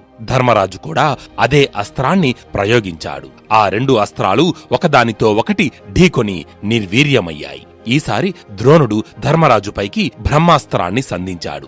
ధర్మరాజు కూడా తిరిగి అదే బ్రహ్మాస్త్రాన్ని ప్రయోగించి ద్రోణుడు సంధించిన బ్రహ్మాస్త్రాన్ని నాశనం చేశాడు. ఇంతలో దుష్టద్యుమ్నుడు అక్కడికి వచ్చి ద్రోణాచార్యుని మీదకు దూకాడు. కాని ఆయన అతడిని పట్టించుకోకుండా పాంచాల సేనలను ధ్వంసం చేస్తున్నాడు. అది చూసిన భీమార్జునులు ద్రోణుని మీదకు యుద్ధానికి వచ్చారు. అప్పుడే మత్స్య, కేకేయ సైన్యాలు కూడా కలిసి కౌరవ సేనలను చుట్టుముట్టాయి. అది చూసిన దుర్యోధనుడు స్వయంగా తానే రంగంలోకి దిగాడు. తన రథాన్ని అర్జునుడి మీదకు నడిపించాడు. అప్పుడు కృపాచార్యుడు వెంటనే అశ్వత్థామ దగ్గరకు వెళ్లి, నాయనా అశ్వత్థామ, అటు చూడు, రారాజు దుర్యోధనుడు ఒంటరిగా భీమార్జునులపైకి యుద్ధానికి పోతున్నాడు. అతడు వారికి పట్టుబడతాడు. నువ్వు, నేను ఇక్కడ ఉండి కూడా దుర్యోధనుణ్ణి కాపాడుకోలేకపోయాం అన్న అపకీర్తిని మూటకట్టుకోకూడదు. కాబట్టి నీవు వెంటనే వెళ్లి రారాజుని రక్షించు అని చెప్పాడు. అశ్వత్థామ దానికి ఊకొట్టి వెంటనే దుర్యోధనుడి వద్దకు వెళ్లాడు. రారాజా, మీకెందుకు ఈ అనవసరమైన శ్రమ? నేను ఉన్నాను కదా, నేను అర్జునుడితో యుద్ధం చేసి మన సేనలను రక్షిస్తాను, మీరు వెనక్కి వెళ్ళండి అని చెప్పాడు. దానికి దుర్యోధనుడు, గురుపుత్ర, నీకు నీ తండ్రికి ఆ అర్జునుడంటే వల్ల మాలిన ప్రేమ. మీరు అతడితో మనసు పెట్టి యుద్ధం చెయ్యరు, వాడిని చంపరు. ఇప్పటికే నా తమ్ముడు, నా సేనలు నశించాయి. ఇక నాకు మీ మీద నమ్మకం లేదు. మీరు పాండవుల వంక రావద్దు. నేనే స్వయంగా వారితో యుద్ధం చేసి తాడో పేడో తేల్చుకుంటాను. మీరు మిగిలిన పాండవ సైన్యంతో యుద్ధం చేయండి అని అన్నాడు. అది విన్న అశ్వత్థామ, దుర్యోధన, ఏం మాట్లాడుతున్నావు నీవు? నాకు నా తండ్రికి అర్జునుడంటే అభిమానం ఉన్నమాట వాస్తవమే. కాని ఒక్కసారి యుద్ధరంగంలోకి ప్రవేశించిన తరువాత బంధుత్వాలకు, మిత్రుత్వాలకు, అభిమానాలకు తావు లేదుగాక లేదు. అయినా దుర్యోధన, నేను, నా తండ్రి ఎన్నోసార్లు యుద్ధం చెయ్యడం నీవు చూశావు కదా. మేము మా ఒళ్ళు దాచుకోకుండా యుద్ధం చేస్తాం. కాని అది నీవు నమ్మడం లేదు. ఎందుకంటే నీవు మమ్మల్నే కాదు, ఎవ్వరినీ నమ్మవు. అసలు నిన్ను నువ్వే నమ్మవు. సరే, ఇప్పుడు అవన్నీ ఎందుకుగాని, నేను శత్రు సైన్యంలోకి ప్రవేశిస్తున్నా. పాంచాల వీరులైన దుష్టద్యుమ్నుడు, అతని సైన్యాన్ని పారద్రోలుతాను అంటూ దుర్యోధనుణ్ణి దాటుకొని పాండవ సేనలోకి ప్రవేశించాడు అశ్వత్థామ. అది గమనించిన కేకేయ, పాంచాల సైన్యాలు అశ్వత్థామను చుట్టుముట్టాయి. అప్పుడు అశ్వత్థామ వారిపైన బాణవర్షం కురిపించాడు. అతడి బాణాల ధాటికి తట్టుకోలేక పాంచాల సైన్యం వెనక్కు పారిపోసాగింది. అది చూసి దుష్టద్యుమ్నుడు అక్కడకు వచ్చి, ఓ అశ్వత్థామ, నేను ఎవరో తెలుసు కదా. నీ తండ్రిని చంపడానికి పుట్టిన వరప్రసాదిని. అయితే నీ తండ్రి కంటే ముందు నీ చావు రాసిపెట్టినట్టుంది. అందుకే నాకు ఎదురుపడ్డావు. ఇప్పుడే నిన్ను వధిస్తాను అంటూ అశ్వత్థామ మీదకు దూకాడు. దానికి అశ్వత్థామ, దృష్టద్యుమ్న, ముందు నీ పగటి కలలు కనడం మానుకో. నువ్వు నన్ను నా తండ్రిని చంపుతావా? ఆ విషయం తరువాత ఆలోచిద్దువు గాని ముందు నా బాణాలకు బలి కాకుండా నిన్ను నువ్వు కాపాడుకో చూద్దాం అని చెప్పి తన ధనస్సు ఎక్కుపెట్టి దృష్టద్యుమ్నునిపై ఏకధాటిగా బాణాలను కురిపించాడు అశ్వత్థామ. అశ్వత్థామ వేసే ఒక్కొక్క బాణం ఒక్కో యమపాశం మాదిరి దూసుకు వెళ్లి దృష్టద్యుమ్నుని చుట్టూ ఉన్న 100 మంది రక్షక భటులను 200 మంది అశ్విక సైన్యాన్ని చంపివేశాయి. అంతేకాకుండా అతడి రథసారథి కూడా చనిపోయాడు. తన చుట్టూ ఉన్న సైన్యం క్షణాలలో నాశనం కావడం చూసి దృష్టద్యుమ్నుడు ఆశ్చర్యపోయాడు. అది చూసి దుర్యోధనుడు ఎంతో సంతోషించాడు. అప్పుడు అశ్వత్థామకు ఎదురు నిలచి యుద్ధం చేసే సాహసం ఎవ్వరూ చెయ్యలేదు. పాంచాల సైనికులు చల్లా చెదురైపోయారు. ఇది చూసిన ధర్మరాజు, భీముడు, అర్జునుడు తమ తమ సేనలతో దృష్టద్యుమ్నునికి సాయంగా వచ్చారు. దుర్యోధనుడు కూడా ద్రోణాచార్యుణ్ణి తీసుకుని అశ్వత్థామకు సాయంగా నిలిచాడు. ఇరుపక్షాల మధ్య యుద్ధం ఘోరంగా సాగుతోంది. అర్జునుడు తన వెడల్పాటి బాణాలతో మగధ, మద్ర, వంగదేశపు సైన్యాలను నాశనం చేస్తున్నాడు. భీముడు అంబస్ట, సిబి దేశ సైనికులను తొదముట్టించాడు. అది చూసిన ద్రోణాచార్యుడి కోపం కట్టలు తెంచుకుంది. వెంటనే వాయువ్యాస్త్రాన్ని సంధించాడు. ఆ అస్త్ర దాటికి పాండవ సేనలు పెనుగాలికి ఎండుటాకులు ఎగిరిపోయినట్టు చల్లాచెదురైపోయాయి. అది చూసిన అర్జునుడు, భీముడు ద్రోణునికి చెరో పక్క చేరి ఆయనను శరవర్షంతో ముంచెత్తారు. కాని దానికి ద్రోణుడు ఏమాత్రం చెదరక బెదరక తన అస్త్ర శస్త్రాలతో వారిని ఎదుర్కొంటున్నాడు. అప్పుడే ఆయనకు సోమదత్తుడు తోడయ్యాడు. ద్రోణాచార్యుడికి ఏమాత్రం తీసిపోకుండా తాను కూడా పాండవ సేనలను నిర్మూలిస్తున్నాడు. అప్పుడు సాత్యకి అతడి మీదకు యుద్ధానికి వచ్చాడు. కాని సోమదత్తుడు ఊహించని విధంగా ఒకే ఒక్క బాణంతో సాత్యకి వింటిని విరిచాడు. అంతేకాకుండా మరో 35 చురుకైన బాణాలను అతడి మీదకు ప్రయోగించాడు. అయితే తన మీదకు దూసుకు వస్తున్న ఆ బాణాల నుంచి తప్పించుకొని మరొక విల్లును అందుకున్నాడు సాత్యకి. ముందుగా సోమదత్తుని రథకేతనాన్ని కూల్చాడు. ఆ తరువాత అతని ధనస్సును 2గా మొక్కలు చేశాడు. అప్పుడు సోమదత్తుడు వెంటనే వేరొక ధనస్సును పుచ్చుకున్నాడు. అది చూసి ఘటోత్కచుడు కూడా సాత్యకి పక్కనే చేరి సోమదత్తుని మీదకు తన పరిఘను విసిరాడు. కాని సోమదత్తుడు దానిని మధ్యలోనే ధ్వంసం చేశాడు. ఇక ఆ యుద్ధాన్ని ఇంకా ఎక్కువసేపు కొనసాగించడం మంచిది కాదనుకొని సాత్యకి ఒక్కసారిగా విజృంభించాడు. సోమదత్తునికి అసలు ఏమాత్రం అవకాశం ఇవ్వకుండా ఒకటి వెంట ఒకటి బాణాలను వదులుతూ అతని గుర్రాలను, సారథిని వధించాడు. చివరిగా ఒక సూదైన బాణంతో అతని తలను ఖండించాడు. సోమదత్తుని మరణం చూసిన కౌరవ సేనలు ఒక్కుమ్మడిగా సాత్యకి మీదకు దూకాయి. అప్పుడు ధర్మరాజు అతనిని అక్కడి నుంచి తప్పించాడు. కాని ద్రోణాచార్యుడు ఊరుకోలేదు. ధర్మరాజుని అడ్డగించి నిప్పు కణికల్లాంటి బాణాలతో అతడి చేతిలోని ధనస్సును, రథంపై ఉన్న కేతనాన్ని ఖండించాడు. అతని శరీరమంతా తునాతునకలయ్యేలా కొట్టాడు. దాంతో ధర్మరాజు ఒక్కసారిగా ఉగ్రుడైపోయాడు. తన ముందు ఉన్నది తన గురువు ద్రోణాచార్యుడు అన్న విషయం మర్చిపోయాడు. వెంటనే మరొక విల్లు అందుకొని ద్రోణుడు తన మీదకు ఎన్నైతే బాణాలను ప్రయోగించాడో అంతకు రెట్టింపు బాణాలను ఆయన శరీరంలోకి దించాడు. ఆ బాణాల దెబ్బలకు ద్రోణుడు రథంపైనే మూర్ఛిల్లాడు. కాని అంతలోనే తేరుకొని మరలా విజృంభించాడు. ధర్మరాజు మీదకు వాయువ్యాస్త్రాన్ని ప్రయోగించాడు. అప్పుడు ధర్మరాజు కూడా వాయువ్యాస్త్రాన్ని ప్రయోగించి దానిని నిర్వీర్యం చేశాడు. తిరిగి ద్రోణుడి మీద బాణవర్షం కురిపించాడు. అది చూసిన శ్రీకృష్ణుడు వెంటనే అక్కడికి వెళ్లి, ధర్మజ, నిన్ను పట్టుకొని దుర్యోధనుడికి అప్పగిస్తానని ద్రోణుడు చేసిన ప్రతిజ్ఞను మర్చిపోయావా? ఆయనతో యుద్ధం చేస్తున్నావు. ఇది ఏమాత్రం మంచిది కాదు. వెంటనే ఇక్కడి నుంచి తప్పుకో. అదిగో అక్కడ భీముడు కౌరవ సేనలతో పోరాడుతున్నాడు. అతడికి సాయంగా వెళ్ళు అని అన్నాడు. కృష్ణుడి మాట ప్రకారం ధర్మరాజు ద్రోణుణ్ణి విడిచి భీముడి వద్దకు చేరుకున్నాడు. ధర్మరాజు, భీముడు, దృష్టద్యుమ్నుడు, సాత్యకి కలిసి కౌరవ సేనలను తురుమాడుతుంటే ద్రోణుడు, కర్ణుడు, కృపాచార్యుడు వారిని ఎదుర్కొంటున్నారు. అయితే సూర్యుడు అస్తమించి చాలా సమయమయ్యింది. చీకట్లు బాగా అలుముకున్నాయి. యుద్ధభూమిలో సైనికులు ఎవ్వరికీ కళ్ళు కనిపించడం లేదు. అది గమనించిన ద్రోణాచార్యుడు అప్పటికప్పుడు ఒక వ్యూహాన్ని పన్నాడు. ఆ వ్యూహానికి 2 పక్కల అశ్వత్థామను, శకునిని నిలిపి మధ్యలో శల్యుడిని ఉంచాడు.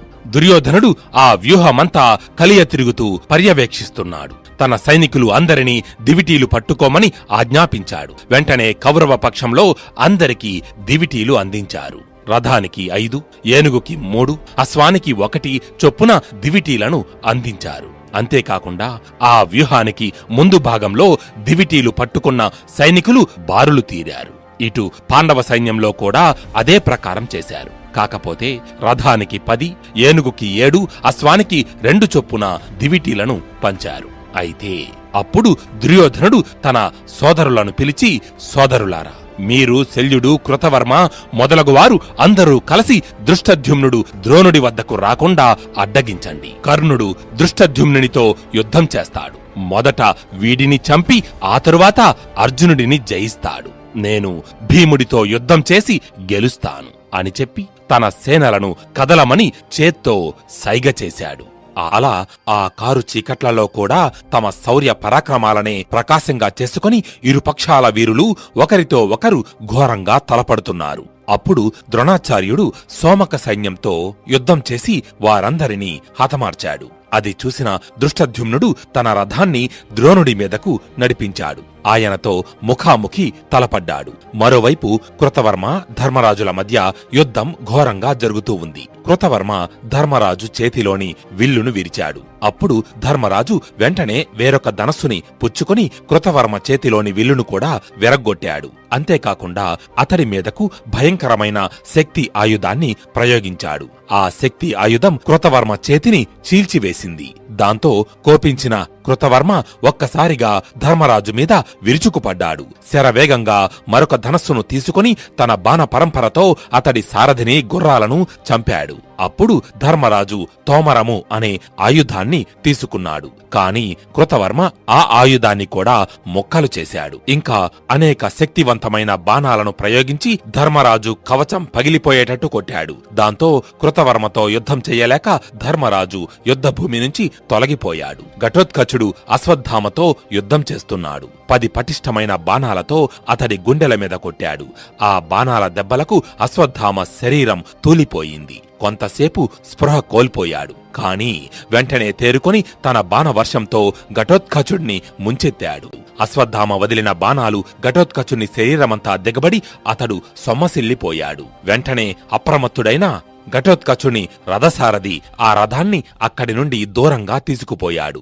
ఇంకొక చోట దుర్యోధనుడు, భీముడు 2 కొదమ సింహాల మాదిరి పోరాడుతున్నారు. భీముడు దుర్యోధనుడి ధనస్సుని మొక్కలు చేసి కేతనాన్ని ఖండించాడు. అంతేకాకుండా అతడి శరీరమంతా తూట్లు పడేటట్టు కొట్టాడు. వెంటనే దుర్యోధనుడు ఇంకొక ధనస్సుని పుచ్చుకొని భీముడి మీదకు బాణాలను సంధించాడు. కాని భీముడు ఆ బాణాలు అన్నింటినీ మధ్యలోనే ఖండించి ఒకటి తరువాత ఒకటిగా దుర్యోధనుడు పట్టుకున్న 4 ధనస్సులను నాశనం చేశాడు. దుర్యోధనుడు ధనస్సును అందుకోవడం, దానిని భీముడు విరగ్గొట్టడం ఇదే పనిగా కొనసాగుతూ ఉంది. అలా వారిద్దరూ ఒకరితో ఒకరు ఘోరంగా తలపడుతున్నారు. ఇంకొక వైపు సహదేవుడు కర్ణుడిని ఎదుర్కొన్నాడు. అతడి మీదకు 9 బాణాలను ప్రయోగించాడు. అయితే కర్ణుడు వాటన్నిటినీ అతి సునాయాసంగా నిర్వీర్యం చేసి 100 బాణాలతో సహదేవుని మర్మస్థానాలలో దాడి చేశాడు. అంతేకాకుండా అతడి చేతిలోని ధనస్సుని మొక్కలు చేసి సారథిని, గుర్రాలను హతమార్చాడు. దాంతో సహదేవుడు నిస్సహాయుడయ్యాడు. అయినా సరే వెనక్కి తగ్గకుండా కత్తి, డాలు అందుకున్నాడు. కాని కర్ణుడు వాటినీ మొక్కలు చేశాడు. అప్పుడు సహదేవుడు తన గద ఆయుధాన్ని కర్ణుడి మీదకు విసిరాడు. కర్ణుడు ఆ గదను తన బాణాలతో పిండి చేసి పారేశాడు. తరువాత శక్తి అస్త్రాన్ని ప్రయోగించాడు సహదేవుడు. ఆ శక్తిని కూడా కర్ణుడు నిర్వీర్యం చేశాడు. ఇక తాను ప్రయోగించడానికి సహదేవుని దగ్గర ఏ ఆయుధాలు మిగలలేదు. దాంతో తన రథచక్రాన్ని పెకిలించి దానిని కర్ణుడి మీదకు విసిరాడు. కాని ఆ చక్రాయుధం కూడా కర్ణుడి బాణాల ముందు నిలవలేకపోయింది. దాంతో వేరే గత్యంతరం లేక సహదేవుడు యుద్ధభూమి నుంచి పారిపోయే ప్రయత్నం చేశాడు. అప్పుడు కర్ణుడు అతన్ని వెంబడించి పట్టుకొని సంహరించడానికి తన ఖడ్గాన్ని పైకెత్తాడు. కాని అంతలోనే కర్ణుడికి ఒక్క అర్జునుడిని తప్ప మిగిలిన పాండవులెవరినీ చంపనని కుంతీదేవికి ఇచ్చిన మాట గుర్తుకు వచ్చింది. దాంతో సహదేవుడిని వధించాలనే ప్రయత్నాన్ని విరమించుకుని ఎత్తిన ఖడ్గాన్ని కిందికి దించాడు కర్ణుడు. కాని సహదేవా, నీ బలము ఎదుటివారి బలము ఏంటో తెలుసుకొని యుద్ధం చెయ్యి. నీకంటే బలవంతులతో యుద్ధం చెయ్యడం అవివేకం. నాకు సరిజోడు అర్జునుడు. నిన్ను చంపి అపకీర్తి మూటగట్టుకోవడం తప్పితే నాకు వేరే ప్రయోజనం లేదు. కాబట్టి నిన్ను విడిచిపెడుతున్నాను. ఇంకొకసారి నా కంటికి కనిపించకు, పో అంటూ అవమానించి వదిలిపెట్టాడు. కర్ణుడి మాటలకు సహదేవుడు అవమాన భారంతో కుమిలిపోతూ ఇంకొక రథం ఎక్కి అక్కడి నుంచి వెళ్లిపోయాడు. మరోపక్క శల్యుడు విరాటునితో యుద్ధం చేస్తున్నాడు. శల్యుడు విరాటుని రథ అశ్వాలను చంపాడు. అప్పుడు విరాటుడు అతడిపై శరవర్షం కురిపించాడు. విరాటుని తమ్ముడు శతానీకుడు అన్నకు తోడుగా వచ్చాడు. విరాటుడిని తన రథం మీద ఎక్కించుకుని శల్యుణ్ణి ఎదుర్కొన్నాడు. కాని శల్యుడి బల పరాక్రమాల ముందు అతడు ఎక్కువసేపు నిలవలేకపోయాడు. ఒకే ఒక్క బాణంతో శతానీకుడిని సంహరించాడు శల్యుడు. తన తమ్ముడి చావు కల్లారా చూసిన విరాటుడికి లోపల భయం పట్టుకుంది. కాని అది బయటకు తెలియనేయకుండా శల్యునితో యుద్ధం చేస్తున్నాడు. యుద్ధంలో మన ఓటమికి కారణం మరణం కాదు, మరణానికి గురించిన భయం. విరాటునిలో ఎప్పుడైతే ఆ భయం ఆవహించిందో అప్పుడే అతడు ఓడిపోయాడు. శల్యుడు వేసే బాణాల దాటికి తట్టుకోలేక మూర్ఛపోయి పడిపోయాడు. వెంటనే అతని రథసారథి ఆ రథాన్ని రణరంగం నుంచి దూరంగా తీసుకుపోయాడు. విరాటుడు ఓడిపోగానే అతడి సైన్యం కూడా శల్యుణ్ణి ఎదిరించి పోరాడలేక పక్కకు తొలగిపోయింది. అది చూసిన అర్జునుడు పరుగు పరుగున అక్కడికి వచ్చి తమ సేనలు పారిపోకుండా ఆపాడు. వారికి అండగా నిలచి శల్యునితో యుద్ధం చెయ్యసాగాడు. ఇంకోవైపు ద్రుపదుడు కర్ణుడి కుమారుడైన వృషసేనుడితో యుద్ధం చేస్తున్నాడు. కాని ద్రుపదుడి మీద వృషసేనుడిదే పైచెయ్యిగా ఉంది. తమ మహారాజు నిస్సహాయత చూసి పాంచాల సేనలు అన్నీ ద్రుపదునికి ముందు నిలచి కర్ణ కుమారునితో యుద్ధానికి దిగాయి. కాని వృషసేనుడు కురిపించే శరవర్షానికి తట్టుకోలేక పారిపోయాయి. మరోవైపు ధర్మరాజు కుమారుడైన ప్రతివింధ్యుడు దుశ్శాసనుడితో యుద్ధం చేస్తున్నాడు. దుశ్శాసనుడు ప్రతివింధ్యుని కేతనాన్ని ధనస్సును విరగ్గొట్టాడు. సారథిని గుర్రాలను చంపాడు. అప్పుడు అతని సోదరులైన ఉపపాండవులు ప్రతివింధ్యునికి తోడుగా వచ్చి దుశ్శాసనుడిని ఎదుర్కొన్నారు. నకులుడు శకునితో యుద్ధం చేస్తున్నాడు. శకుని ఒక పదునైన బాణంతో నకులుడిని మూర్ఛపోయేటట్టు కొట్టాడు. నకులుడు వెంటనే తేరుకొని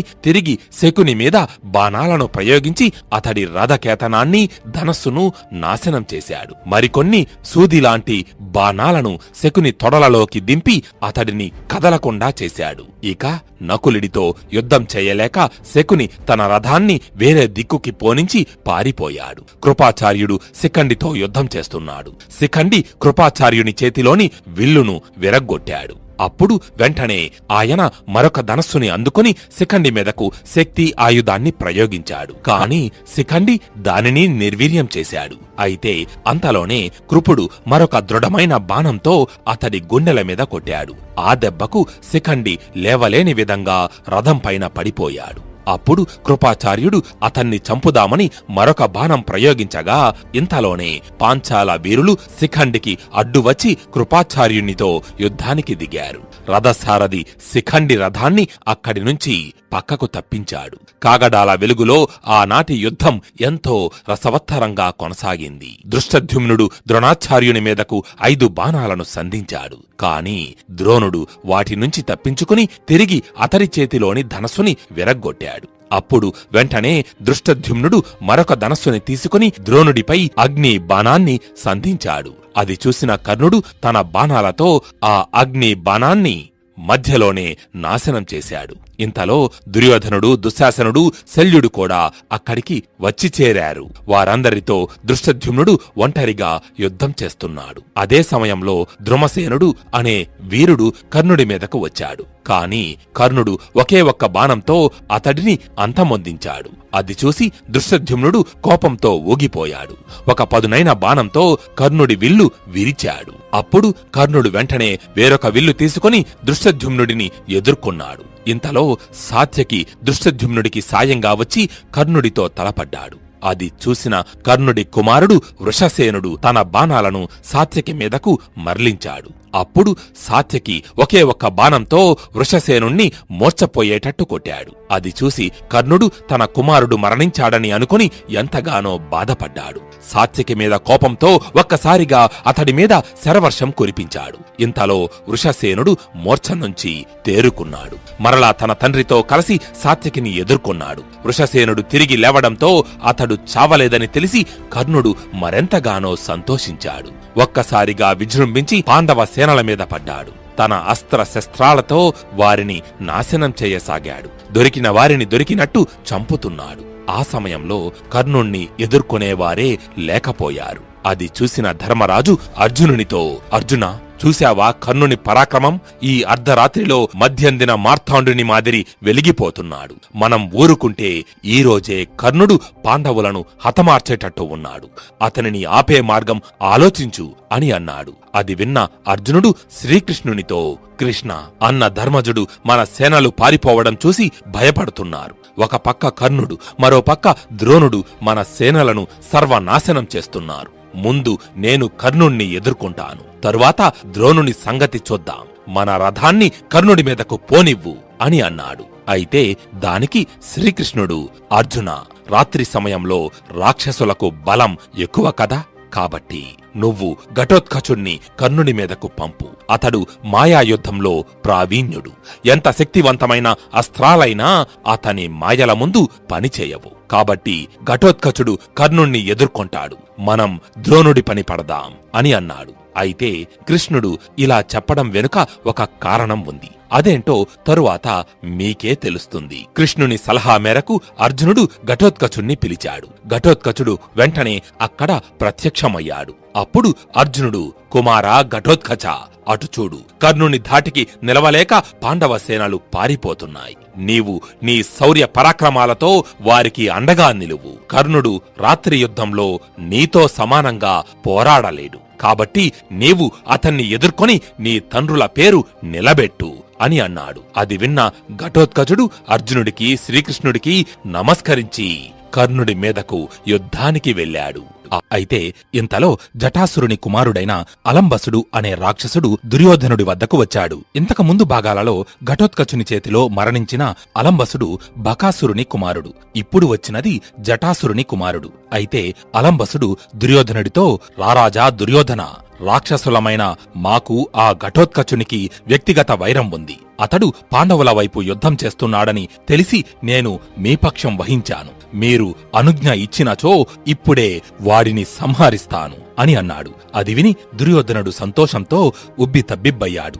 ఘటోత్కచుడు అసుర మాయలు తెలిసిన మహారాక్షసరాజు. అతడిని జయించడం మరొక రాక్షసుని వల్లే సాధ్యమవుతుందని భావించి అలంబసునికి ఘటోత్కచునితో యుద్ధం చెయ్యడానికి అనుమతినిచ్చాడు. ఇక ఏమాత్రం ఆలస్యం చెయ్యకుండా అలంబసుడు కర్ణుణ్ణి దాటుకొని తనకి దారిలో అడ్డు వచ్చిన రథాలను, పెద్ద పెద్ద ఏనుగులను తోసుకుంటూ వెళ్లి ఘటోత్కచుని ముందు నిలిచాడు. ఆ ఇద్దరు రాక్షసులు ఒకరి కళ్ళలోకి ఒకరు తీక్షణంగా చూస్తూ మొదట ధనుర్బాణాలతో యుద్ధం ప్రారంభించారు. ఆ తరువాత రాక్షస మాయలు ప్రయోగిస్తూ ఒకరితో ఒకరు యుద్ధం చేస్తున్నారు. ఒకరు సర్పంలా మారితే మరొకరు గరుడ పక్షిలా మారారు. ఒకరు ఏనుగు రూపం ధరిస్తే ఇంకొకరు సింహంలా మారి మీదకు దూకారు. ఆ ప్రకారం ఒకరికి ఒకరు తీసిపోకుండా అలంబస, ఘటోత్కచులు ఇద్దరూ ఘోరాతి ఘోరంగా తలపడుతున్నారు. అలా చాలాసేపు యుద్ధం చేసి చివరికి ముష్టి యుద్ధానికి దిగారు. ఘటోత్కచుడు అలంబసుణ్ణి పట్టుకుని కింద పడవేసి అతని గుండెల మీద కాలుపెట్టి బలవంతంగా అతడి తలను పట్టుకుని పక్కకు తిప్పి విరిచేశాడు. అలంబసుని తల ఘటోత్కచుని చేతిలోకి ఊడి వచ్చింది. దానిని దుర్యోధనుడి రథం మీదకు విసిరాడు ఘటోత్కచుడు. ఆ తలను చూసి ఆశ్చర్యపోతున్న దుర్యోధనుడితో, ఓ దుర్యోధన, నువ్వు పంపిన అలంబసుని తల అది, గుర్తుపట్టావా? ఇంకొంచెం సేపటిలో నీ మిత్రుడు కర్ణుని తల కూడా అలాగే వచ్చి పడుతుంది, కాచుకో. ఆ తరువాత నీ తలను కూడా అలాగే విరిచేస్తాను. నేనెవరో తెలుసు కదా, భీమసేనుడి కుమారుడను, జాగ్రత్త అని చెప్పి కర్ణుడి వైపు వెళ్లాడు ఘటోత్కచుడు. భయంకరమైన ఆకారంతో తన మీదకు వస్తున్న ఘటోత్కచుణ్ణి చూశాడు కర్ణుడు. అయినా ఏమాత్రం చలించలేదు. తన ధనస్సుని ఎక్కుపెట్టి ఆ రాక్షసుని మీద శరవర్షం కురిపించాడు. ఆ బాణాల నుంచి తప్పించుకుని పెద్ద పెద్ద బండరాళ్లను, భూమిలో పాతుకుపోయిన భారీ వృక్షాలను వేర్లతో సహా పెకిలించి వాటిని కర్ణుడి మీదకు విసిరాడు ఘటోత్కచుడు. కర్ణుడు తన బాణాలతో ఆ బండరాళ్లను పిండి చేశాడు, వృక్షాలను నాశనం చేశాడు. ఇటు ఘటోత్కచుడు మనిషి కాదు, రాక్షసుడు. మాయా విద్యలలో ఆరితేరినవాడు. అందులోనూ రాత్రి సమయంలో జరుగుతున్న యుద్ధం ఇది. ఇక అతడిని ఆపేవారెవరు? అలాగని అటు కర్ణుడు కూడా సామాన్యుడు కాదు. ధనుర్విద్యలో ప్రావీణ్యుడు, సకల దివ్యాస్త్ర సంపద కలిగినవాడు. ఒకరు చంద్రుడైతే మరొకరు సూర్యుడు. సూర్యచంద్రులు ఇద్దరూ ఒకరితో ఒకరు పోరాడుతున్నట్టుగా ఉంది వారి యుద్ధం. కర్ణుడు వేసే దివ్యాస్త్రాలను ఘటోత్కచుడు నాశనం చేస్తుంటే, ఘటోత్కచుడు ప్రయోగించే భయంకరమైన రాక్షస ఆయుధాలను మొక్కలు చేస్తున్నాడు కర్ణుడు. వారిద్దరి యుద్ధాన్ని ఇరుపక్షాల సైనికులు ఆశ్చర్యంగా చూస్తున్నారు. అయితే ఇలా పని కాదనుకొని కర్ణుణ్ణి ఓడించడానికి ఘటోత్కచుడు మాయాయుద్ధం మొదలుపెట్టాడు. తన శక్తితో మాయా సైన్యాన్ని సృష్టించి కౌరవ సైన్యం మీదకు వదిలిపెట్టాడు. ఆ మాయా సైన్యం రకరకాలైన ఆయుధాలను కౌరవ సేనల మీద కురిపించి వారిని నాశనం చేస్తోంది. వారు ప్రయోగించే ఆయుధాలు అన్నీ కొత్తగా, వింతగా, శక్తివంతంగా ఉన్నాయి. వాటిని ఎలా ఎదుర్కోవాలో కౌరవ సైనికులకు అర్థం కాలేదు. చాలా మంది సైనికులు వాటి బారిన పడి మరణించారు. అప్పుడు కర్ణుడు వారికి అండగా నిలచి ఘటోత్కచుని మాయా సైన్యాన్ని ఎదుర్కొన్నాడు. వారు ప్రయోగించిన ఆయుధాలు అన్నింటినీ నాశనం చేసి వారిని దొరికినట్టుగా చంపుతున్నాడు. అది చూసి ఘటోత్కచుడు కోపించి తన చక్రాయుధాన్ని కర్ణుని మీదకు విసిరాడు. కర్ణుడు దానిని తన బాణాలతో ఖండించాడు. తరువాత గదా ఆయుధాన్ని ప్రయోగించాడు. దానిని మొక్కలు చేశాడు కర్ణుడు. అనంతరం ఘటోత్కచుడు ఆకాశానికి ఎగిరి అక్కడి నుంచి రాళ్లను, చెట్లను వర్షంలా కురిపిస్తున్నాడు. కర్ణుడు వాటన్నింటినీ తన బాణాలతో నుగ్గు చేస్తున్నాడు. ఇలా పనికాదనుకొని ఘటోత్కచుడు మరలా భూమి మీదకు దిగి తన రథం ఎక్కి కర్ణునితో తలపడ్డాడు. అప్పుడు కర్ణుడు వెంటనే వరుసబెట్టి బాణాలను ప్రయోగించి ఘటోత్కచుని రథసారథిని, గుర్రాలను చంపాడు. అంతేకాకుండా అతని రథాన్ని నామరూపాలు లేకుండా నాశనం చేసి ఘటోత్కచుని మీదకు ఎడతెరిపి లేకుండా బాణాలను గుప్పించాడు. అయితే ఘటోత్కచుడు తన నోటిని పెద్ద కొండ గుహ మాదిరి తెరిచి కర్ణుడు వేసిన బాణాలన్నిటినీ తన నోటితో మింగుతున్నాడు. దాంతో కర్ణుడు ఆ రాక్షసుని ముఖం మీద కూడా తన బాణాలతో కొట్టాడు. ఆ దెబ్బకు ఘటోత్కచుడు చచ్చాడు అనుకున్నారు అందరూ. కాని ఘటోత్కచుడు వెంటనే తేరుకొని కర్ణుని రథాశ్వాలను చంపాడు. అతని ధనస్సుని తునాతునకలు చేశాడు. ఇంతలో బకాసురుని తమ్ముడైన అలాయుధుడు అనే రాక్షసుడు తన రాక్షస సైన్యంతో దుర్యోధనుడు వద్దకు వచ్చి, ఓ సుయోధన, భీముడు మా అన్న బకాసురుణ్ణి వధించాడు. దానికి ప్రతీకారం తీర్చుకోవాలి. నాకు అనుమతినివ్వండి. అతన్ని అంతమొందిస్తాను అని అన్నాడు. అది విని దుర్యోధనుడు ఆలోచనలో పడ్డాడు. ఘటోత్కచుడు, కర్ణుడు ఎప్పటినుండో యుద్ధం చేస్తున్నారు. ఎంతకీ ఆ యుద్ధం ముగియడం లేదు. ఇద్దరూ సరి సమానంగా ఉన్నారు. కాబట్టి దుర్యోధనుడు అప్పటికప్పుడు ఒక పథకం రచించాడు. తన దగ్గరకు వచ్చిన అలాయుధునితో, అలాయుధా, నీవు వెంటనే నీ శత్రువు భీముని కుమారుడైన ఘటోత్కచునితో యుద్ధం చెయ్యి.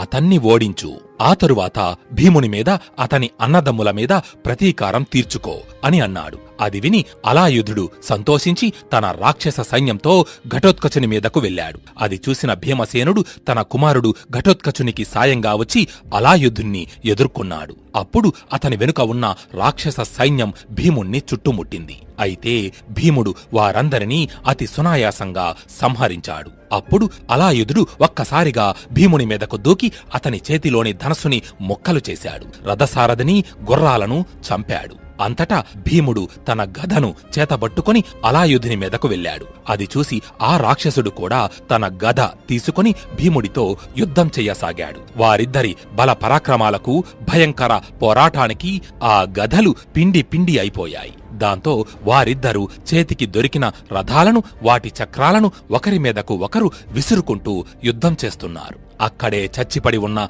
ఏనుగుల దంతాలను ఓడబీకి మరీ కొట్టుకుంటున్నారు. అయితే వారిద్దరిలో భీముడు అలసిపోయినట్టు గమనించాడు శ్రీకృష్ణుడు. వెంటనే ఘటోత్కచుణ్ణి తన వద్దకు పిలిచి, కుమారా ఘటోత్కచ, నీ తండ్రి భీముడు అలాయుధునితో పోరాడి అలసిపోయాడు. కాబట్టి నీవు వెళ్లి అతన్ని ఎదుర్కో అని అన్నాడు. శ్రీకృష్ణుని ఆదేశానుసారం ఘటోత్కచుడు వెంటనే కర్ణుణ్ణి వదలి అలాయుధుని మీదకు యుద్ధానికి వెళ్లాడు.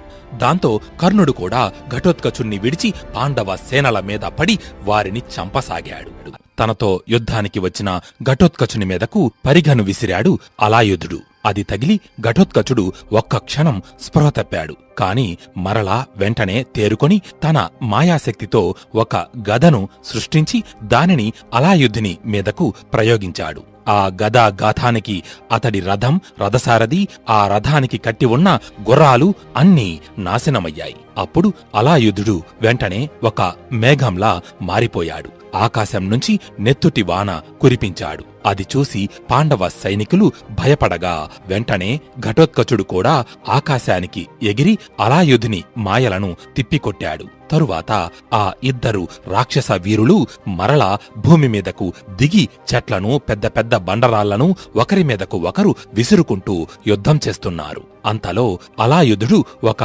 ఖడ్గం చేతబట్టి ఘటోత్కచుని మీదకు ఉరికాడు. అది చూసి ఘటోత్కచుడు కూడా మరొక కత్తి తీసుకున్నాడు. ఇద్దరూ కత్తి యుద్ధం మొదలుపెట్టారు. తమ చేతిలోని కత్తులను చిత్ర విచిత్రమైన రీతులలో తిప్పుతూ చిరుత పులుల కంటే వేగంగా కదులుతూ ఒకరితో ఒకరు పోరాడుతున్నారు. ఆ కత్తుల రాపిడికి నిప్పులు చెలరేగుతున్నాయి. అలా యుద్ధం జరుగుతుండగా ఘటోత్కచుడు ఒక్కసారిగా అలాయుధుణ్ణి పట్టుకుని కింద పడవేసి అతని తలను తెగనరికి నలుదిక్కులు కంపించేలా పెద్దగా సింహనాదం చేశాడు. అది చూసి పాండవ సేనలలో ఆనందోత్సాహాలు చెలరేగాయి. విజయ దుందుబిలు మారుమ్రోగాయి. అనంతరం ఘటోత్కచుడు అలాయుధుని తలను కూడా అలంబసుని తలను విసిరినట్టుగానే దుర్యోధనుడి రథం మీదకు విసిరిగొట్టాడు. అది చూసిన దుర్యోధనుడు భయంతో తన నుదుటన పట్టిన చెమటను తుడుచుకొని తన రథం మీదకు వచ్చి పడిన అలాయుధుని తలను, ఘటోత్కచుని వీర విహారానికి తట్టుకోలేక పారిపోతున్న కౌరవ సేనలను చూశాడు. ఇప్పుడు గనుక వీడిని ఆపకపోతే ఘోర ప్రమాదం జరుగుతుందని ఊహించి వెంటనే కర్ణుడి వద్దకు వెళ్ళాడు. మిత్రమా కర్ణ, ఆ ఘటోత్కచుడు ఊరుకుంటున్న కొద్దీ రెచ్చిపోతున్నాడు. మన పక్షంలోని ఎంతోమంది వీరులను హతమార్చాడు. సైన్యాన్ని నాశనం చేస్తున్నాడు. కాబట్టి ఇక ఆలస్యం చెయ్యవద్దు. ఇప్పుడే ఆ రాక్షసుడిని సంహరించు. అతడిని జయించగల శక్తి నీకు మాత్రమే ఉంది. సాధారణ అస్త్రాలు అతని ముందు నిలవడం లేదు. కాబట్టి ఆ దేవేంద్రుడు నీ వద్ద నుంచి కవచ కొండలాలను దానంగా తీసుకుంటున్నప్పుడు నీకు ఒక మహత్తరమైన అస్త్రాన్ని బహూకరించాడు కదా. దానిని ఈ ఘటోత్కచుని మీద ప్రయోగించు. అర్జునుని సంగతి తరువాత చూద్దాం. ముందు మన సైన్యాన్ని రక్షించుకోవడం ప్రథమం. ఇప్పుడు మనం ప్రాణాలతో ఉంటేనే కదా తరువాత అర్జునునితోనైనా యుద్ధం చేసేది. కాబట్టి వెళ్ళు, ఆ ఘటోత్కచుణ్ణి అంతమొందించు, నీ పరాక్రమం చూపించు అంటూ వేడుకున్నాడు. దానికి కర్ణుడు సరేనని చెప్పి ఘటోత్కచుని మీదకు యుద్ధానికి వెళ్ళాడు. వస్తూనే తన బాణాలతో ఘటోత్కచుని రథ అశ్వాలను చంపాడు. అప్పుడు ఘటోత్కచుడు ఒక్కసారిగా తన రథంతో సహా మాయమైపోయాడు. అది చూసిన కౌరవ వీరులలో భయం పట్టుకుంది. ఘటోత్కచుడు ఎప్పుడు ఎవరి ముందు ప్రత్యక్షమవుతాడో, ఎవరి మీద పడతాడో, ఎవరిని చంపుతాడో తెలియక హడలిపోతున్నారు. అటూ ఇటూ బెదురుచూపులు చూస్తున్నారు. అలా అందరూ భయపడుతుండగా ఒక్కసారిగా ఘటోత్కచుడు ఒక నల్లని మేఘంలా మారి ఆకాశం నుంచి బాణాలను, కత్తులను, గదలను, పరిఘలను, సుత్తులను, వివిధ రకాల ఆయుధాలను కౌరవుల మీదకు వర్షంలా కురిపించసాగాడు. అవి మీదపడి కౌరవ సైనికులు చస్తున్నారు. ఆకాశం నుంచి పడే పెద్ద పెద్ద బండరాళ్లకు కౌరవుల రథాలు నుగ్గు అవుతున్నాయి. ఏ పక్క నుంచి ఏ రాయి వస్తుందోనని అందరూ భయంతో చచ్చిపోతున్నారు. కాని కర్ణుడు ఒక్కడు మాత్రం భయమనేది లేకుండా ధైర్యంగా పోరాడుతున్నాడు. తన దివ్యాస్త్రాలతో ఆ రాక్షస మాయలను విచ్ఛిన్నం చేస్తున్నాడు. అప్పటిదాకా రాళ్లవాన కురిపిస్తున్న మేఘం చెదిరిపోయింది. అది చూసి కౌరవ వీరులు అంతా కర్ణుడిని ప్రశంసించారు. అంతేకాకుండా వారు కర్ణునితో, కర్ణ, నీవు మహావీరుడవి, కానిచో ఈ రాక్షస మాయలను ఛేదించడం అసాధ్యం అయితే ఇది రాత్రిపూట జరుగుతున్న యుద్ధమని గుర్తుంచుకో. సమయం గడిచే కొద్దీ ఘటోత్కచుని శక్తి ఇంకా ఇంకా పెరుగుతూనే ఉంటుంది. కాబట్టి సాధారణ అస్త్రాలు అతనిని ఏమీ చెయ్యలేవు. నీకు దేవేంద్రుడు ప్రసాదించిన శక్తి ఆయుధంతో ఘటోత్కచుణ్ణి సంహరించు అని ఒత్తిడి చెయ్యసాగారు. అయితే కర్ణుడికి ఆ శక్తి అస్త్రాన్ని ఘటోత్కచుని మీద ప్రయోగించడం ఏమాత్రమూ ఇష్టం లేదు. అందుకే తన దగ్గర ఉన్న ఎన్నో శక్తివంతమైన దివ్యాస్త్రాలను ప్రయోగించి ఘటోత్కచుణ్ణి అంతమొందించాలని ప్రయత్నిస్తున్నాడు.